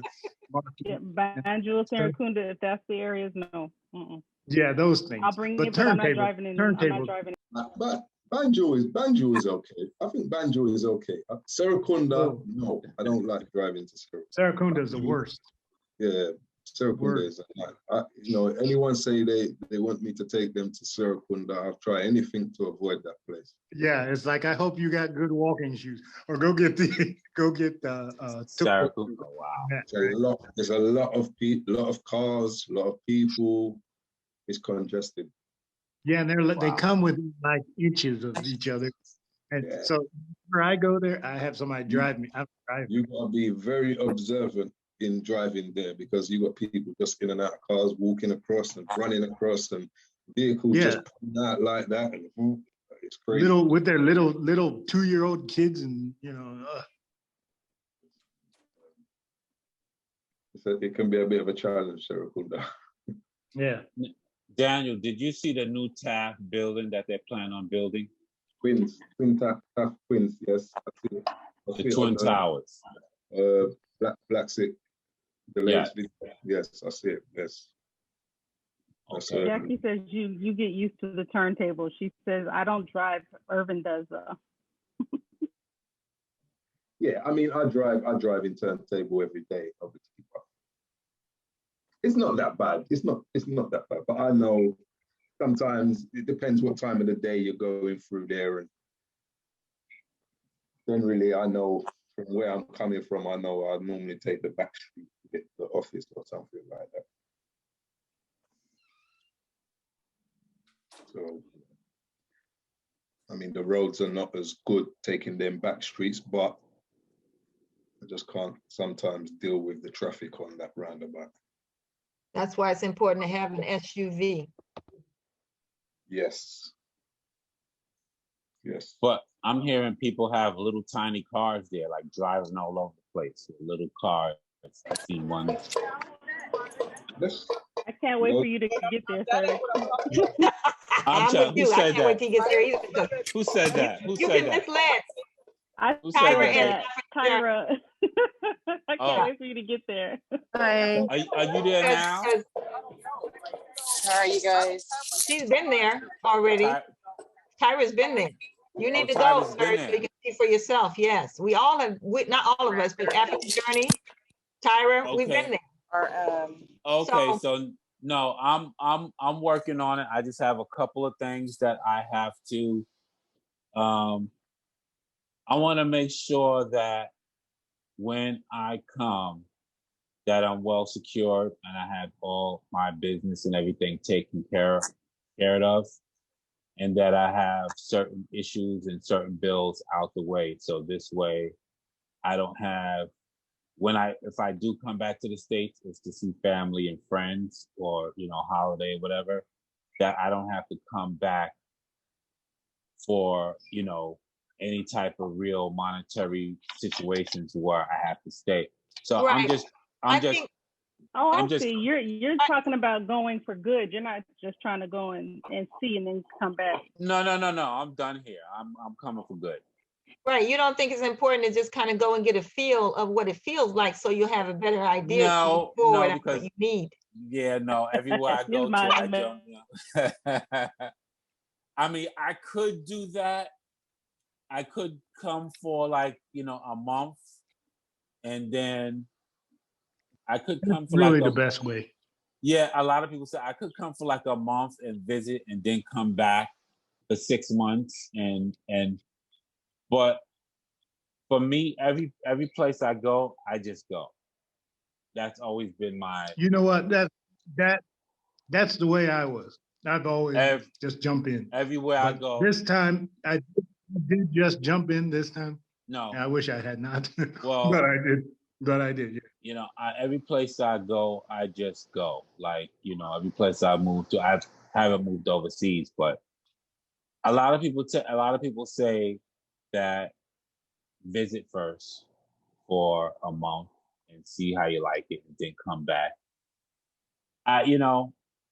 That's a tough question. I don't know if But you know what? If you already bought your land, that doesn't make you. It's too late. You just do it. Anyway. I already brought the land. I'm just saying, if you come here now, right, then you know what things you need to buy before you come. Right. When you go back. Like all the things I was telling you guys earlier, the things to buy. If you come here for a week or a month or whatever, then you'll know exactly what you need to bring. Yeah. And when you go back, you get all those things. And then that would have saved a lot of things for me, a lot of issues. But I'm like you, man. I just do it. No, just jump in the water. Go figure it out. Just go figure it out. But this time I wish I had. And the reason why I say that, you don't now you don't really have to, because you got all these people telling you what to do, what to bring. So it's a lot. But the reason why I say that, because I've spoken to a lot of people. A lot of people say, yeah, people come for 30 days or 2 months, and then you don't see them for the next 2 years. Well, that's just them. That's their issue. I've heard that a lot, where they come and you don't see them that's not for a while. So no. But that's okay. Because that means it wasn't for them, right? So, but everybody's different. But if you bought your land already, you're in here, bud. Yeah, but you're in here. I think if you're done with some place, the way I'm done with America, like finito, finish. It's a wrap. It's over. Where are you? I'm in Phoenix, Arizona. Where are you? I'm in Phoenix, Arizona. I used to live in Tucson. Oh, yeah, Tucson. Yeah. I was in the military. I mean, so I lived 3 years. Yeah, Phoenix is beautiful. I love Phoenix. I mean, I love America. Period. I think America is a beautiful country. I think Phoenix. I've lived in New York. I lived in Maryland. I've lived in Colorado, and Phoenix is probably the nicest place with the friendliest people. I mean, things do happen here, but it is very, very hospitable. It's very friendly. Jobs are plentiful. Yeah. But Yeah. it's just America. I'm done with. Period. I'm just tired. I got you. I'm just tired. I see where you're coming. And that's the way. Where is most everybody here from? Where are you guys? California. Florida. Carolina. I've been to Florida. Florida, North Carolina. I lived in both of them. South Carolina. Jamaica. London in the house. So we got London and Jamaica then, outside of the U.S. But I'm from England, Jamaican parents. I'm Jamaican, shoot. Yeah, no, I'm Haitian. My family is from Haiti. So, you know, we got that whole plantain and everything going on, like, you know, Haitian, Creole, Haitian music. So, I mean, listen, I grew up with enough. Where did you say you were before Phoenix? Before Phoenix, I was in New York by way of Maryland. I stayed in Maryland for about 2 years, but I lived my whole life in New York. But I moved to Maryland. I love New York. New York is it's one of the best cities in the world. It is. New York is beautiful. But America, I'm just African Journey. What's that laughing for? New York, the best city, huh? Okay. I'm from Chicago originally, so I don't know if I agree with New York. But okay, brother. I'll pass through. I lived in New York for 15 years. I miss it, but not that much. That's why I'm in Florida. You have to remember, you know, living somewhere and having a vacation is two different things. What part of Florida? I'm in Orlando. Yes. Oh, I was in Melbourne. I've been in Florida many times. And I've been Florida. I've been to Orlando. And Serge, you know, if I'm trying to get out of here, come on now. You know, I've had it too. Florida, Charmaine. Yep. Charmaine is an English woman living in Orlando. Yeah, but I'm Jamaican parents, mom and dad. But Jamaican. Charmaine, do you know where Melbourne is? Of course. Melbourne, that's Australia. I lived there for Melbourne Beach. Melbourne, Florida. Beach. Really? Oh, Yeah, how long? The 2.5 years I lived there. I was in Atlanta before, and then I moved to Melbourne. See, I almost moved years. to Atlanta, and I changed my mind and decided to stay here in Florida and leave from here and go to Africa. Yeah. Okay. Yep. I was there 21 years in Atlanta. Ooh. 21 years My too husband wants long. to travel on Key West. I was like, no, think bigger. Yeah. He wants to go to I've been Key there West, so 15 I guess that's our next stop. Charmaine, you're a Rasta. Yes, now, I got a question. Does anybody plan on doing businesses? Anybody has like business ideas that they plan on going into? I mean, some people may be retired. Sometimes it's best to keep your business ideas to yourself until you decide, because you don't want everyone stealing your ideas. That's just my own perspective. I agree with you. I agree. That's true. You know what? Honestly, I came here with those ideas, but then when I started to do the house and the fence and all that stuff, everything goes on the back burner. I just want to get this finished first. Yeah. And then I'll do. Gerard, But that's just your me. question about the cars. Is there a specific Gerard. year car that you can bring over? I think you can bring what you want, but it depends on the year. You know, so old, a car that's so old, and I'm not sure. You'll have to look it up to see what the age is. They won't let you bring. So, like, I had a 2005. One of my cars was a 2005, and I looked at it. Somebody said you can't bring it, but then when I got here, they said I would have been able to bring it. Really? So, you know, you'll have to really check. Okay, I'll do that because I'm shopping for an Audi right now. Okay, and I'll tell you something. The newer the car, well, you're gonna have to look. I think it was the newer the car, the more it costs.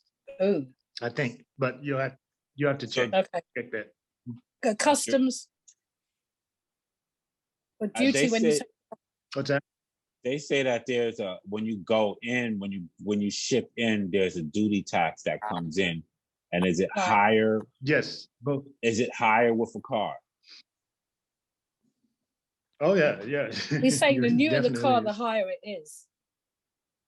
Check that to make sure, but I think so because I didn't bring one. And you gotta, but I know and you people gotta who check with your shipping company. They should have a roundabout figure of what your tax is going to be once it comes into port.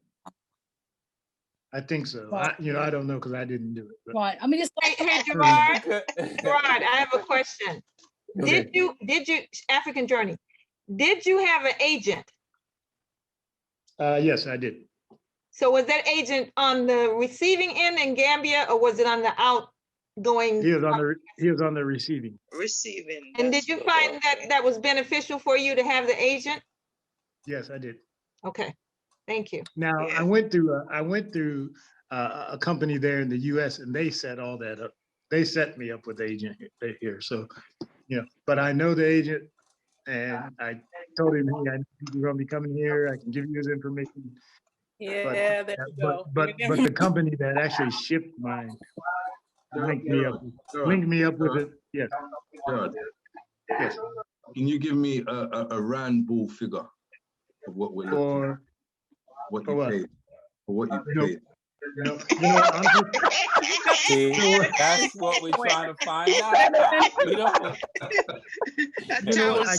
Gerald, say 1,000. Say 1,000. I really, you know why I can't? Because if I say something, somebody's gonna say, you told me it was only this, and then I'm cooked. No. So you know how I learned that lesson? I learned that lesson. I went one time to a restaurant and ate some food, and somebody said, "Was that good?" And I said, "Yeah, Well, it was you can good." say- Then they you can ate say- it and came back. You told me that was good. It was terrible. But So you can now, say- from now on, when I do that, if somebody asks me, "Was it good?" I say, "I liked it." You can That say, way I'm you not can on say, the phone. well, I paid around such and such, but I'm not sure that's how much you're gonna pay. I You already may said. pay more. Tell them everything's negotiable. Gerald, you're not just gonna not. get away with it until you say. I really can't. I don't. To be honest, I don't even remember exactly what I did. Did you pay more than $1,000? Man, come on. Then the next thing you're gonna say was less than 3,000. No, no. To be honest, I don't even remember. It's yeah, I don't even remember. But yeah, it's broken down into two different things, right? First, you gotta call the shipping company. And the first thing is the shipping cost, and then you have the tariff, the fees. So it's two different. There's one for leaving, there's the actual bringing it over here, and then there's one for when you get there. So it's all different. Wow. Let's put it this way. I looked at my bill and I said, "Ooh, that's too much." So I got a guy that I know who used to actually be over the port. He used to be over the whole place. And I said, "Let's go dispute this." He said, "Okay, let's go." He had somebody he knew. No wonder you don't want to tell us the price. No, really, it's because No. I can guarantee you yours is mine's probably gonna be less than what I'm hearing because I'm hearing refrigerators and sofas and all that. Yeah, no, because I was told if you get a 20-foot container and you fill it with goods, can a vehicle fit on a 20-foot container? It should, right? Yeah. I think it depends on the size of your vehicle and what else I got kind of like a quote, like a roundabout figure quote. A 20-foot container could be anywhere between 3,000 to 4,000 to ship. With a vehicle, you probably want to add on an extra 1,500 to ship. So they said 3,000 to 4,000 without a vehicle. Without a vehicle. Let's say that's probably pretty accurate. 3,000 to 4,000 with. But it depends again what you're shipping. How full is the container? Right. Is it with a vehicle in it? Expect to pay about $5,000. But Yeah, with a vehicle, expected to pay about $5,000 for shipping. But what I wanted to know, not talking about what it costs to ship, how much did you get taxed when your container came in the port? That's what. Depending on who you meet. I don't remember, but it was a lot. Depending on who you meet and who you meet friends with. Well, Okay, I'll tell we're you gonna- this: I we're gonna ship get off the stuff to the subject. We're Caribbean. gonna- I yeah. ship stuff to the Caribbean, and I would not do it again. It was not worth it because the amount I had to pay on the duties and taxes and customs, and you don't know, and you're on the port when you have to decide how much do I love this stuff and how is it really worth it. So Yeah, you're gonna get a real big surprise at the other the truth. end. Yeah, that is the truth. Because when I went for roll on, roll off. Oh, yeah, roll on, roll off. You know what she said though is true, because I mean you can buy a refrigerator here. Why pay all that money to ship yours? If you can buy and the ones you get here will actually fit the outlets. So you know, and it's that way with a lot of things. So why pay that money? You're buying your refrigerator, and then you're gonna probably pay the same amount to ship it as you did to buy it. When you could just or more. When you could just buy the darn thing here. And some of your furniture, my way of thinking of it, because I was in the military before and I moved a lot of stuff, and a lot of things, unless you just absolutely love that, why ship it? I mean, it's a chair for crying out loud. Right. You know, and so I'll give you this example. I left my Dell laptop charger in America. My boss shipped it to me in Barbados. It was $85 charger. I paid almost $90 okay, to get it. I'm glad you mentioned that, because I have a Dell laptops, 2 of them, and the battery on one of them was dead. So that's a thing you might want to consider. If you have a computer, buy another, if you're planning on keeping it, and you may want to, because computers are expensive here, laptops are expensive. So if you're thinking you're going to keep that thing, get the battery, another one, because that's one of the things I'm going to get now when I go back, right? I actually had 2 done. So I have to go back, when I go back here, I'm going to buy another one. Actually, I do. I have it already. My daughter's holding it for me. So things like that will cost you an awful lot of money to ship them here. You're going to want to, everything costs so much money to ship it. I'll tell you another example. My daughter went to Walmart because I bought some things off, and she bought the Walmart box, medium-sized box, because there's things that I bought online, and one of those was the battery for the laptop. And I wanted her to put it in the box and ship it to me. So the things that I bought, 2 medium-sized boxes, she took them to FedEx. And they wanted for each box, 1 medium-sized box, $743. Wow. And the other one was about $700. And this is offered stuff that cost me maybe $130. Yeah, So the that's shipping reasonable. alone would have cost me all that money. So FedEx is, for the lady Yes. who shipped to Barbados, she's right, because during the COVID, my aunt in Barbados has diabetes, and I ship her a diabetes machine, a blood pressure machine, and a temperature machine. And when it gets to Barbados, I actually had to send the money. I paid like $150 to send it by FedEx. When it got into Barbados, I had to literally send the money for her to pay $300 and something from FedEx to get it out of FedEx. Yeah. That's right. Yeah, So it was FedEx. one thing, anything that you bring like that, you're gonna want to bring things with you.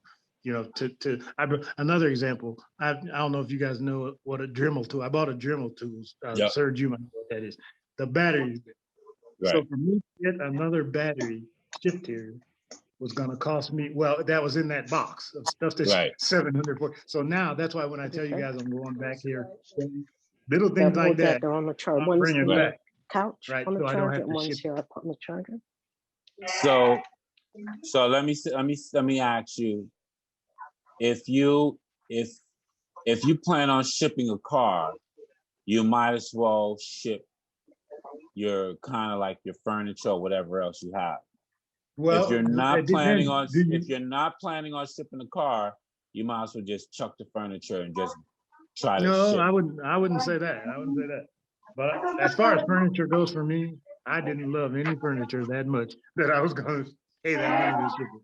Because I mean, let's face it, they have furniture here, but I mean they do. But it sounds funny, but you know. Now I will say some of the furniture here is kind of outrageous. I wouldn't buy, but I didn't ship any. Like I said, I didn't ship a couch. I didn't ship any of those things. So I'm not telling you don't do it, but I mean, if it's something you're absolutely in love with, ship it. If it's not, sell it or don't eat it or give it or something. That, the only thing really that I really, what you can find out, really wanted to bring was two things: that generator, which is very important, and my piano. Other than that, I could care less about the.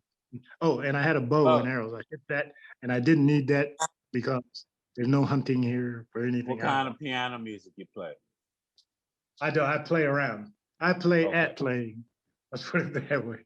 Right. It was the piano was given to me, right? So I just took it. My boss gave me a piano, and it's gone with me from Georgia to Florida, from Florida to all over the place.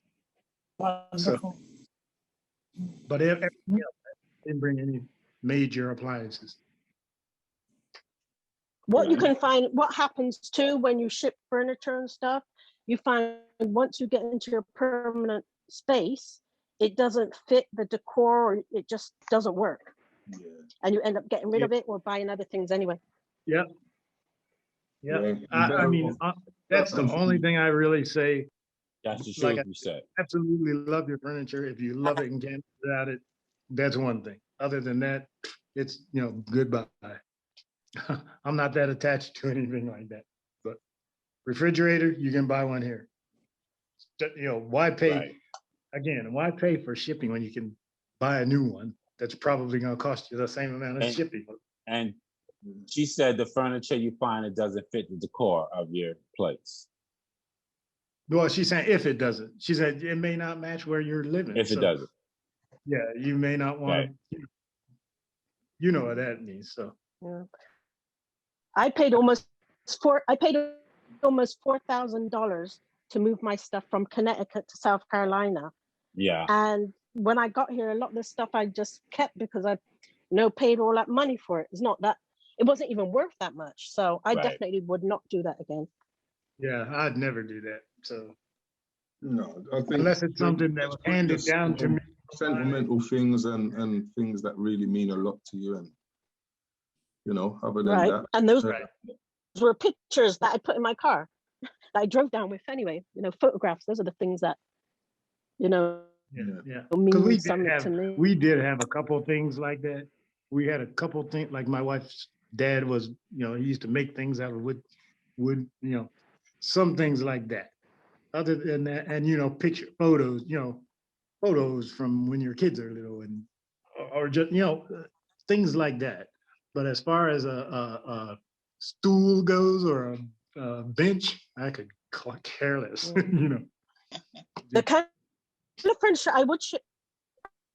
And you've got the shop in what's the that shop comes flat. If anything, that's the kind of in what do you call it? Caraba Avenue. What's the name of the shop? On Caraba Avenue. Oh, yeah. Amsterdam. Yeah. No, not Amsterdam. It's worldwide shop. IKEA. Oh, yeah, Emporium. No, not Emporium. Not Staples. Staples. Yeah, there's a Staples there. Yeah, which you can buy a lot of appliances and things. Staples. Yeah, you can actually buy appliances in the Staples. Yeah, but it's not the Staples where it's just stationery. They sell TVs in there. They sell air conditioned units. They sell refrigerators, TVs. It's like an LG product, stuff like that. Right. Yes. There's a couple of those. There's a couple of Staples there. And like you said, when I went there, it said Staples, and I thought I was going in there to get envelopes. And I went because it's got the same sign, right? Then when you get there, it's more than that. It's got a lot of stuff. So Dan, you said roll on, roll off. You know how much that costs? You have any idea? No. No, I don't really know. I've only shipped a few little things from over here to Gambia. So I'll look it up. And it was a thing. It wasn't much. It was probably like a barrel or two, and you know, it was they done everything. You know, they took it out the pool, and I just went and collected it. Right. Shipping house. Oh, another thing. When you are boxing, I had a company that I use for shipping. They said they would box our things for us. We didn't know that. I boxed well, I shouldn't say I did it. My wife did it. And if you label everything very well on that box and on the sheet, very well, then they don't go through a lot of your stuff. Like a lot of times it opens your box to see what's in there, right? Yeah. So, but if you label it extremely well, they pretty much leave it alone. So that's what we did. She was really, Daniel knows it. She's really down to the needle on everything. So label all your stuff really well, and that way they don't go through and open all your boxes up, or some of your boxes. And I got away from what I was gonna say, but that's that's one thing you want to remember. But yeah, just get your good agent, and you know you'll be fine. If you and don't the major thing is don't bring things here that you can buy here, because they're going to charge you for it. They're just going to charge you the tax on it. Yeah, they're going to charge you. He told me that straight up. He said, like, I had wheelbarrow on my thing, right? I brought a wheelbarrow because I bought one of those big Rubbermaid wheel. They have wheelbarrows here, but by the dozen, thousands. But I told him, I said, but that wheelbarrow is nothing like the wheelbarrow I got, right? Because I got one really good ones. But you know, when they don't know that, they look at the and see that you brought a wheelbarrow, or you bought a refrigerator, you bought some of these things you could buy here, and they're going to charge you. So, wow. How do we get a list to know what they already have there, Gerard? A list of things you can buy? A list of things that we do not need to bring with us because they already have it in the Gambia. Appliances. You don't need to bring appliances. Thank you. Yeah. Don't bring it. You know, why bring that? You're just gonna pay for shipping what you could have paid to buy a new one. You know, it's just. But I know you don't know that. I'm not talking about you like you don't. But so I know you know they're that charging you for an old coffee pot. They're going to charge you exactly tax when you can buy a new one. Yeah. So you telling me if I have a coffee pot, they're not charging coffee you maker, a coffee maker. I mean, they don't go through every little bitty thing, but they're going to go through this. And why pay shipping and taxes on a coffee maker that you can come here and buy one brand new? You know what I mean? So you're saying you're getting taxed if I have a coffee machine? You're getting taxed, yeah. And it's on your shipping charge. You know, wait. I'm going to speak to my guy also who I've dealt with in the UK and see if he's in partners with one in the US. And, you know, because they only charge me like, not weight, they charge me per size. So, you know, they said, right, size of a box or something like that, you know, they're going to charge me that. You know, they'll charge me for a square meterage of using their space in their container. Yeah, see, the bottom line is it went weight or what it was. End of the day, you know, I just paid my fixed price and that was it. And I got my goods. I didn't need to pay anything for that. I get it. Okay. I'm starting to figure it out. A list of things that you could bring, but you know, I don't know. It'd be something to try to make a list like that. But my thing is just if you can get it here, get it here. Unless you're really attached to what it is you have. And that would be nice to kind of know what we should not bring. If there's a few people that can put a list together, because that would help us save money, but we don't have to bring if it's already there. And he's even saying don't even bring the car, basically. The what? I won't say that. I won't say that. No, he didn't say that. Oh, he didn't say that? No. It's, you know, everybody, it's different for everybody. I did not bring one, but you know, it just depends. Everybody's. If I had to do it again, I might, maybe, I think have brought the new. Everyone's individual, way up in terms of what you're sending. If you're sending a 20-foot container, just way up in terms of, right, you might have some expensive pieces of furniture in your house where you feel, right, you know, you spent a lot of money on it or whatever, and it's coming with you, you know, and certain things that you might not get, certain quality of things that you get in the West, as in the same in Gambia. So you got to weigh that up as well. That's correct. There's certain things that I would always bring from the West because of quality control. Right. And qualities. It's just certain things I will bring. That's correct. If you plan on building a house, yeah, and it's going to take you, and you're thinking that it might take you a year to build a house, and you have furniture that might possibly could arrive in 45 days, and you're renting someplace maybe non-furnished, and you're going to be doing that for a year while you build. So it's something to kind of weigh out whether or not you want to bring furniture with you or not. You know, Gerard, and another thing, to focus on, if Gerard. you do bring furniture, you're gonna have to store it someplace.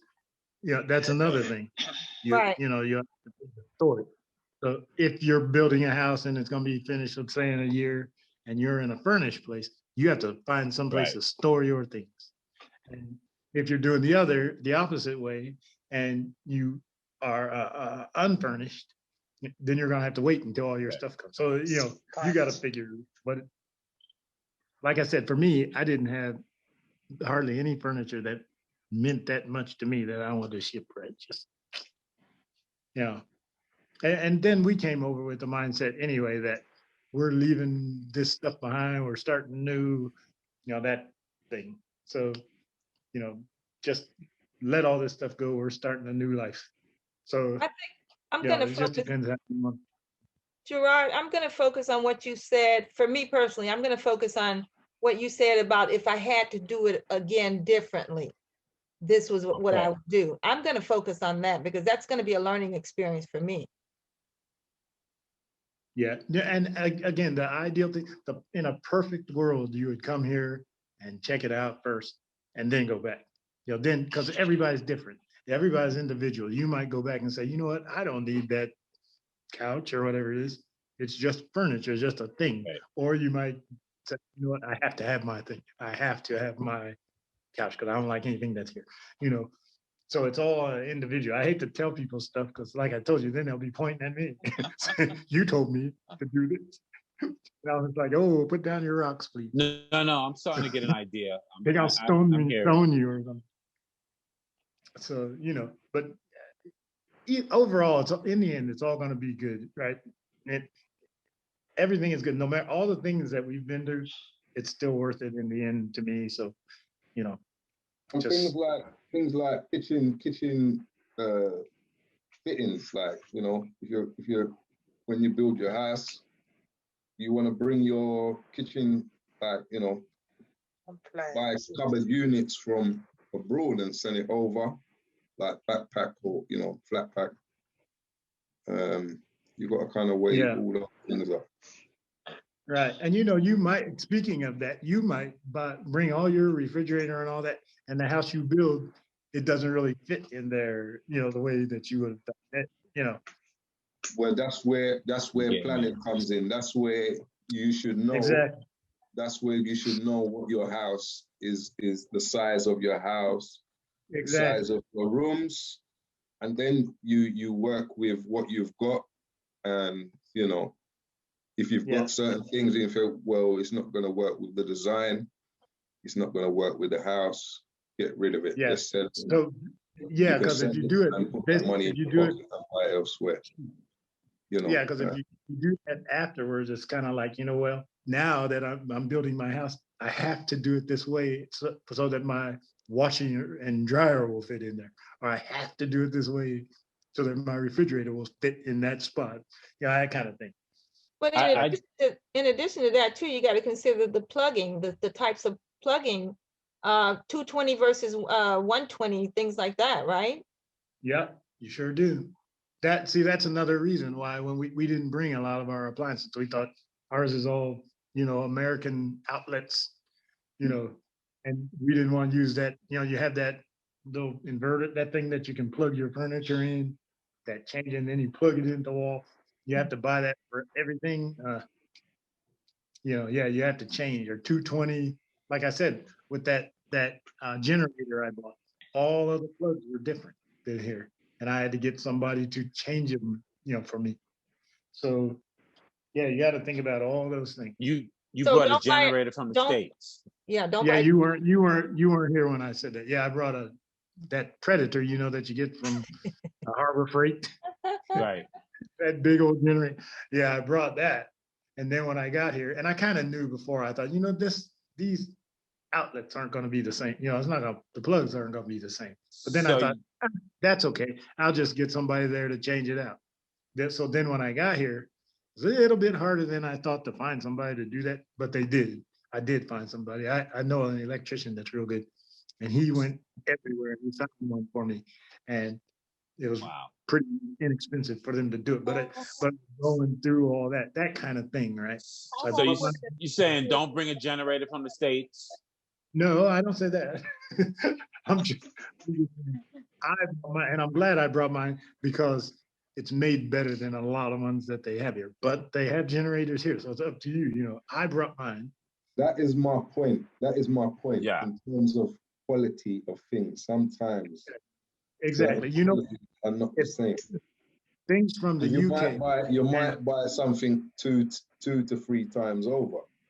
Right, because the quality of things isn't what you're going to get in the UK or the US. It just is not. You're just going to get something that's not the quality that you're used to a lot of times.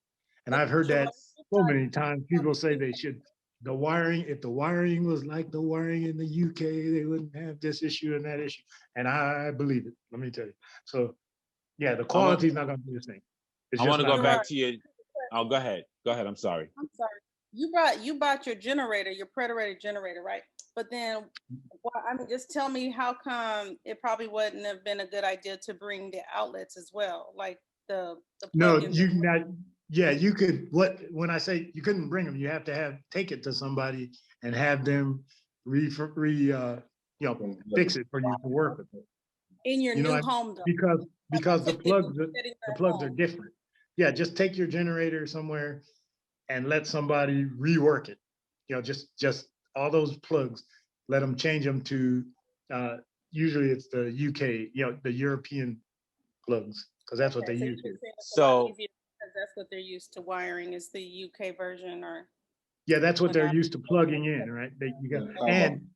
And even though I did that, but the guy who did it for me, he had to find those plugs, right? Because those aren't even something that are easy to come by. He took them off of some old Predators or something and put them in there, because that's not something that they're going to find really easy, because they don't use them there. I'm sorry. So you're saying that the generator you brought, you literally had to take the cover off, open it up, and change the outlets? Yeah, I did not do it, but I had somebody do it. So if I were doing this again, I would still buy that generator because it's a lot better than the stuff they got here. But before I shipped it, I would have it reworked. I would have it reworked there before I ship it. But I would definitely buy that again. I would not buy it. Now let me say, I do have another small generator that I bought here, but that's because I needed it out at the land so the guys could make could do my fence. They needed that generator to get water from my borehole. So I bought another little generator, small one, just for that, because it's portable and I have to have it stored every night. So my big Predator generator, I couldn't wheel that out there every day. And, so I bought that little one. That's why I'm saying that generator that I bought here is nowhere near the quality of the Predator that I shipped, but it's good for the job that it needs to do right now, So did you say you have to rewire it before you send it to the Gambia, or you rewire it after? I did not. I rewired it after, But if I were to do it again, I would get somebody there to rewire it for me. And what do you mean? How do you mean rewire? What specifics are you They talking? need to take, the outlets are different. Like here you go. Yeah, so they get, what they do have to do is swap out the outlets. Okay. That's, Saying that that's there's all. somebody in the States that's more probably you're able to find a lot easier to convert it than somebody in Gambia. Yeah, it's probably easier to find the outlets you need. That can convert it to a Gambian outlet than it was. Yeah, and it's going to be European, and it's usually, I think, basically when you're buying it, you want it to be accustomed to European power supply.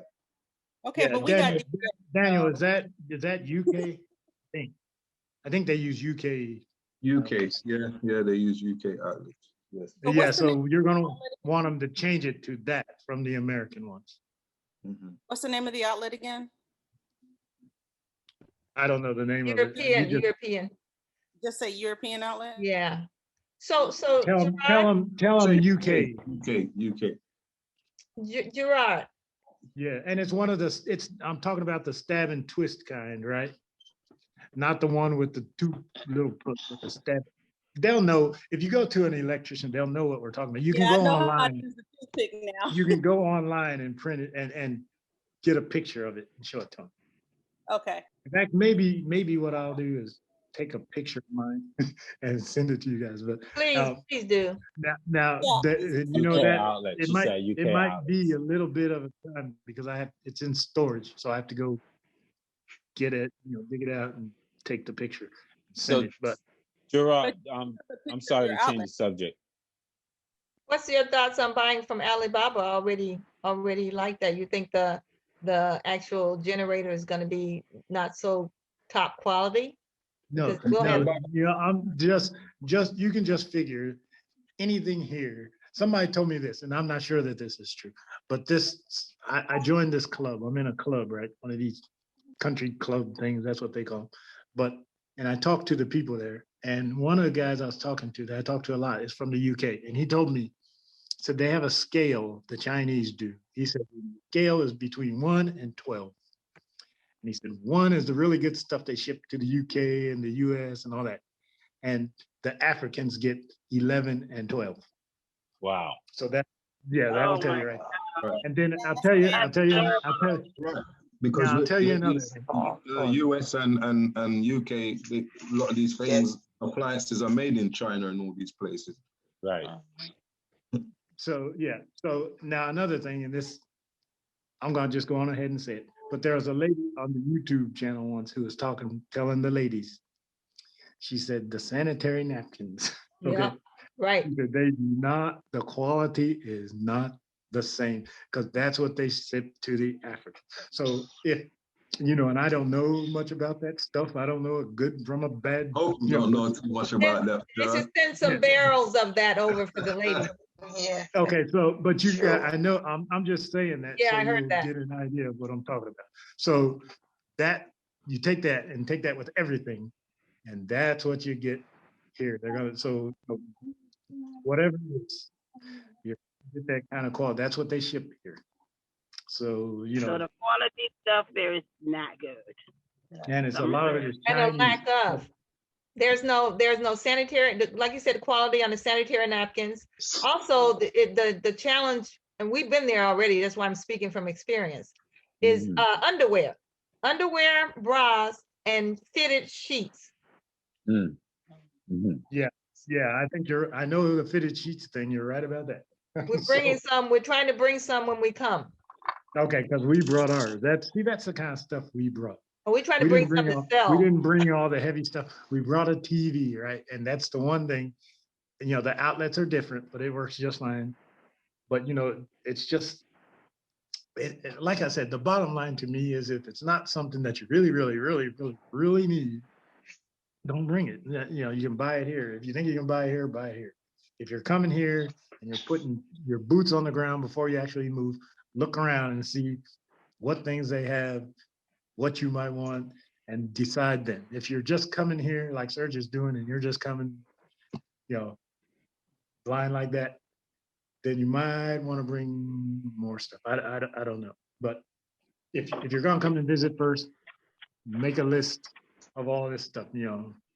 I did not do that. I just came here, but when I didn't have a lot of stuff. I left most of my stuff there. I either gave it away or sold it or whatever. So you saying you just came there, or Yeah, you like came did. and visited? I did like you. Okay, I'm a good company. That's okay. Yeah, I did what you did, man. I'm that way too.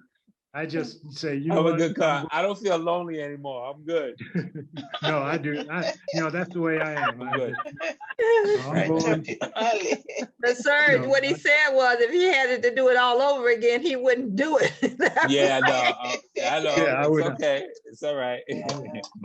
But I get where you're coming from, and I do. I know exactly where you're coming from. Yeah, I always have. But it's different. You know, before when I did it, everywhere I went was within the U.S. So now, what size plot of land do you have? Just to change the subject real quick. What size? And you know what?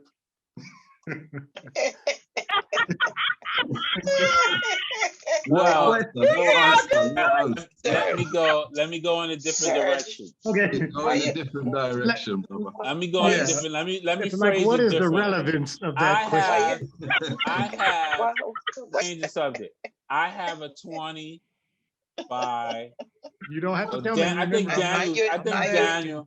Daniel already answered the question. I have 20. What do I have? 20 by 23. 21. What is the fence is going to cost? About what? 3,000 to fence it, somewhere around there. You're asking me or asking Dan? He said he gave me the answer. He said about 3,000. Okay. I probably spent about 3,000 to fence it. Okay. And remember what he said. You might not want to build a 8-foot or 10-foot fence. No, I'm not interested in building a Fort Knox, Fort Knox wall. Build it. No. Thank you. No, that's a good one. Nobody wants prison walls?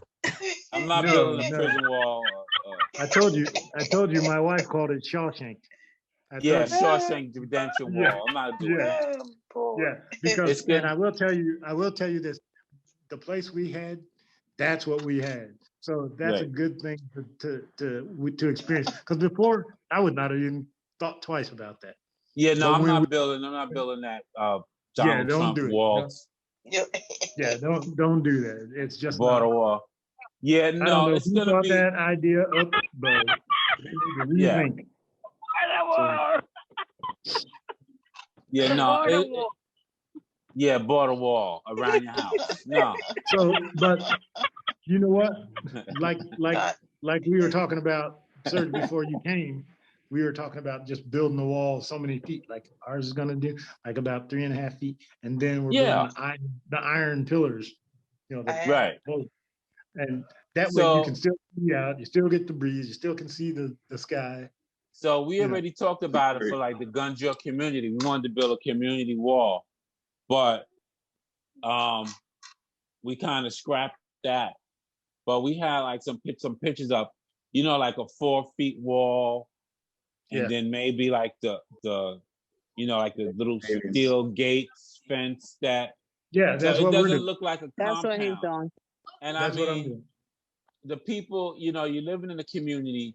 You don't want to seem like I'm over here and shut down. Or So in other words, you don't want to have like electric barbed wire around your fence, you know, like you're making the people feel like, you know, they're outside, whatever, you know. I'm doing that. Oh, electric barbed wire? Okay. Yeah, I'm putting in. I'm putting electric. It's gonna be electrical razor wire. Be careful now. Okay. Be careful, Jared. I gotta get there and figure it out. Somebody said, "Be careful." Sir said, "I tried doing it."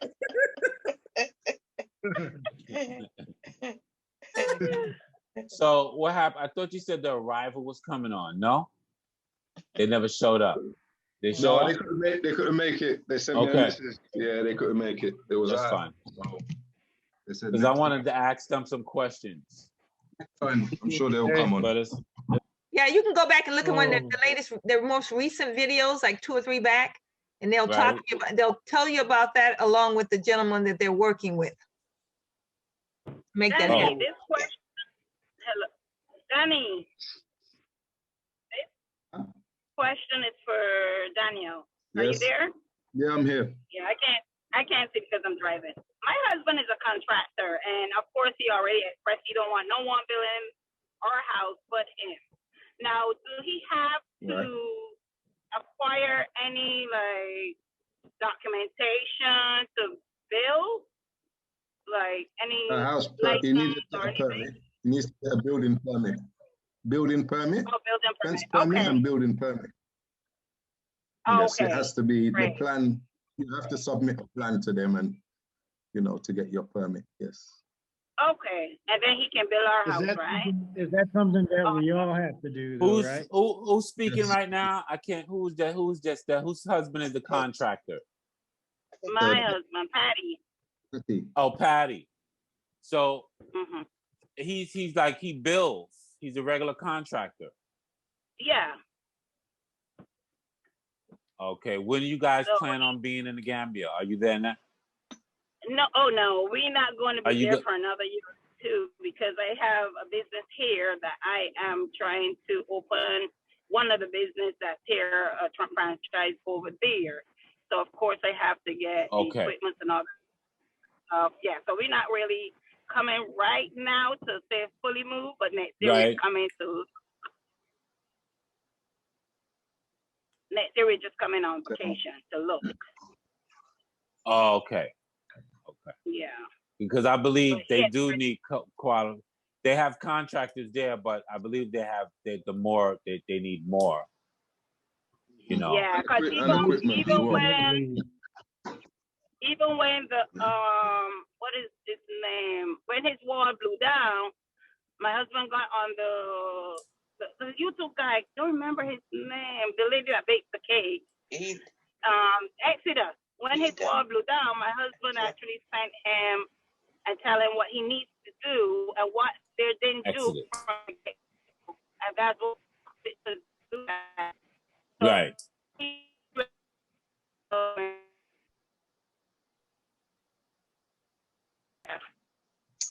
We've lost her. She's breaking up a little bit. Yeah. Yeah, I'm driving. That's why. Okay. That's amazing. So I found out this company that I work for is located in the Gambia as well. That was amazing. I didn't know that. Oh, the company you work for in the States? Yeah, they're in the Gambia. Yes. Okay. Yeah. They're there. My daughter used to work for that company. They're worldwide, and she had always said That's that she security could relocate company? anywhere she Yeah, wanted. G4S. They're in the Gambia. Oh, G4S. Yeah, they are all over the place. Yeah. They're in the UK. They're all over. Yeah, They're in the Gambia. everywhere here. They're the biggest, Everywhere probably. you go, They're one of the biggest Wow. in the UK. G4S. They are deal the with- biggest, yeah. Yeah, they deal with. I might have a job before I even get there. But hey, go for it. They're here at Yeah. these banks. They are everywhere you go. Yeah, yeah. Yeah. they When deal I was with in back- Tanzania, They take when I was in cattle Tanzania, around, they were they everywhere. take prisoners around, everything. wow. Yep. But I want to start my own business, so I'm tired of working for You're not people. planning- I can't. Oh, okay. Good. Yeah. For you. No, I have a couple ideas of businesses that I want to go into. That I want to start. Start your So own security company. That's possible. You never Yeah. know. Yeah, that's really a good idea, especially possible. like where we are. Daniel can take out there at Seaview. There's a whole bunch of people from the U.S. and the UK. Well, I want there's to no security out there. I want to start business before I actually start building, and I think there's that'll be the main no priority. security out there where we are. I was talking about that the other day to my wife. I was saying, look, like all our stuff. Like now, I told you guys my things are in storage shed. If I had my own little shed, my own little property, that would be really good. But I wouldn't want to leave it without some security person out there. No, you'd need 24-hour security. Yeah. Wow. So hey, man, Serge, I'm telling you, we were talking about this. You just have to do like a two, 3 shifts, man on, man off kind of thing. Exactly. and they need it out there. There's nobody out there. And there's So nobody doing that. Gerard, do you have Yes. your furniture, your things still in storage?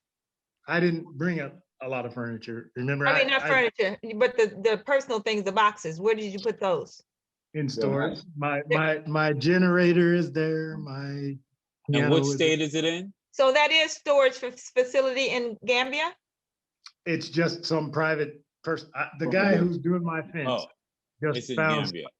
he found somebody. Yeah, because we needed a place to store our generator, the little generator that they use for my borehole. That's all we were doing. Okay. And we were gonna store cement there. So, well, I asked the storage guy, can I bring my other stuff? My piano and my refrigerator and all that stuff. And he said, yeah, you can bring. So that's the only reason I have a place near my land. Because he was looking for somewhere to put my generator and the equipment to build the fence. So I just used it for everything else.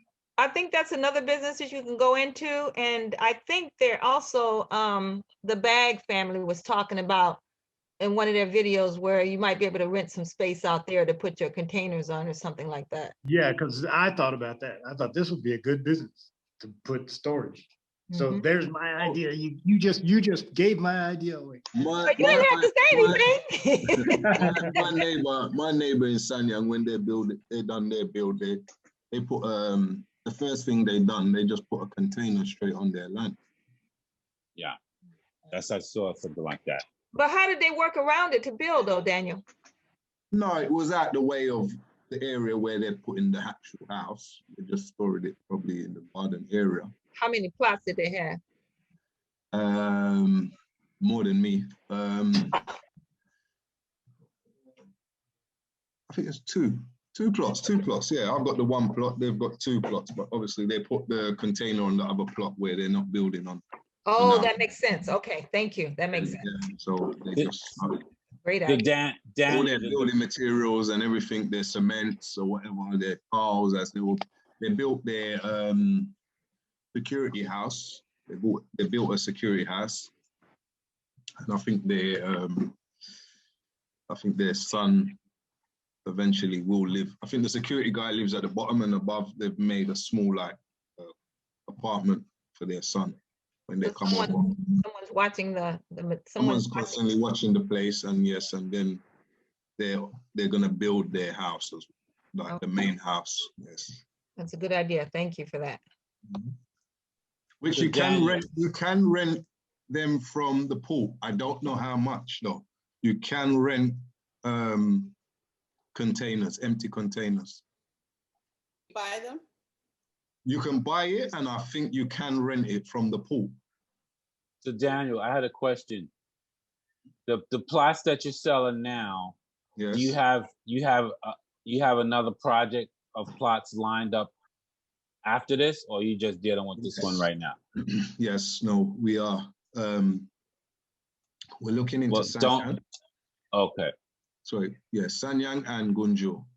Okay. Not Sanyang Seaview, it's just in Sanyang. We're looking into. Okay, because the ones you have now, I think I might still be out of they're a little bit higher than the regular plot. I'm waiting for you to, once you open up and get some more, I'm looking into another plot. Yeah. We will get, I'm trying to get a bigger portfolio of more varieties of plots, different areas, different prices and so on, and different sizes. So that's what I'm working on. And the town we're located in Gunjor, are we mostly looking at solar? We're mostly looking at, for that particular location, we're mostly looking at solar, right? For that area? For that area, yeah. For now. But them areas there, they will start bringing in power. They starting, okay. They will. Not yet, they will. Okay, that's what I was interested in. Yeah. You know, some areas there, they're just too deep inside. Yeah. I need to concentrate on areas that are not too deep inside, because it just takes longer for development to come there. Because I was trying to figure out, should I, if I do shipping or any amount of shipping, should I get solar panels here or ship them in? Right. Okay. I heard about the solar panels. Probably the panels you can get in the Gambia, but I believe the batteries you should get abroad, because I heard. I should get abroad. I heard. I don't know, but I heard the batteries are not as good. Okay. Yeah, I heard that. I heard the same thing. And then you know what? A lot of the solar panels you get in the States come from China everywhere. Anyway. Come from where? But the batteries you can get come from China and some of these other places anyway. But the batteries, yeah, Daniel's right. I would buy batteries. I'll send my batteries in from abroad. I'll send them in. Yeah, good idea. From what I hear, I don't know for sure, but that's what I heard. Because I was looking here in the U.S. and they have whole units with the solar panels, the batteries, and the actual circuit, that you put on the wall. They have like whole entire package. Check and see where those panels are made. You might be. I've heard that. I don't know for sure, but I've heard a lot of. If I'm going to be taxed on it when it comes in a port, then I'm thinking like, okay, I don't want a heavy duty. But for sure, you want to bring your batteries for sure. Because I have heard that. Yeah. And everything like where I am, it's got to be solar. There's no power, and I don't know. Maybe there are plans. You know, because it might be cheaper to come from the UK than from the US. I reckon it'd be cheaper coming absolutely from the UK. Definitely. Hey, I'm all for that. I want one of those adjustable beds. Well, then I put myself in it, and I should have kept my mouth quiet. Yeah, no, I'm making a list. And then I'll sit down. And not only that, you don't need to convert things in it as well. It's gonna you just plug it straight. Oh, exactly. That's the good thing about the UK, because that's when I'm telling you guys about the outlets, they use the UK outlets. Yeah. In the Gambia. So that's the advantage. Yeah. Mm-hmm. Okay, I'm gonna make my list. Forget about the American outlets. Forget that. Doesn't exist. Yeah. I'm gonna make my list. Mm-hmm. Well, my car was broken, and I brought, there was a certain part I needed. I brought it with me on my flight. It was a small little component. Well, I'm just happy everybody's still in good spirits.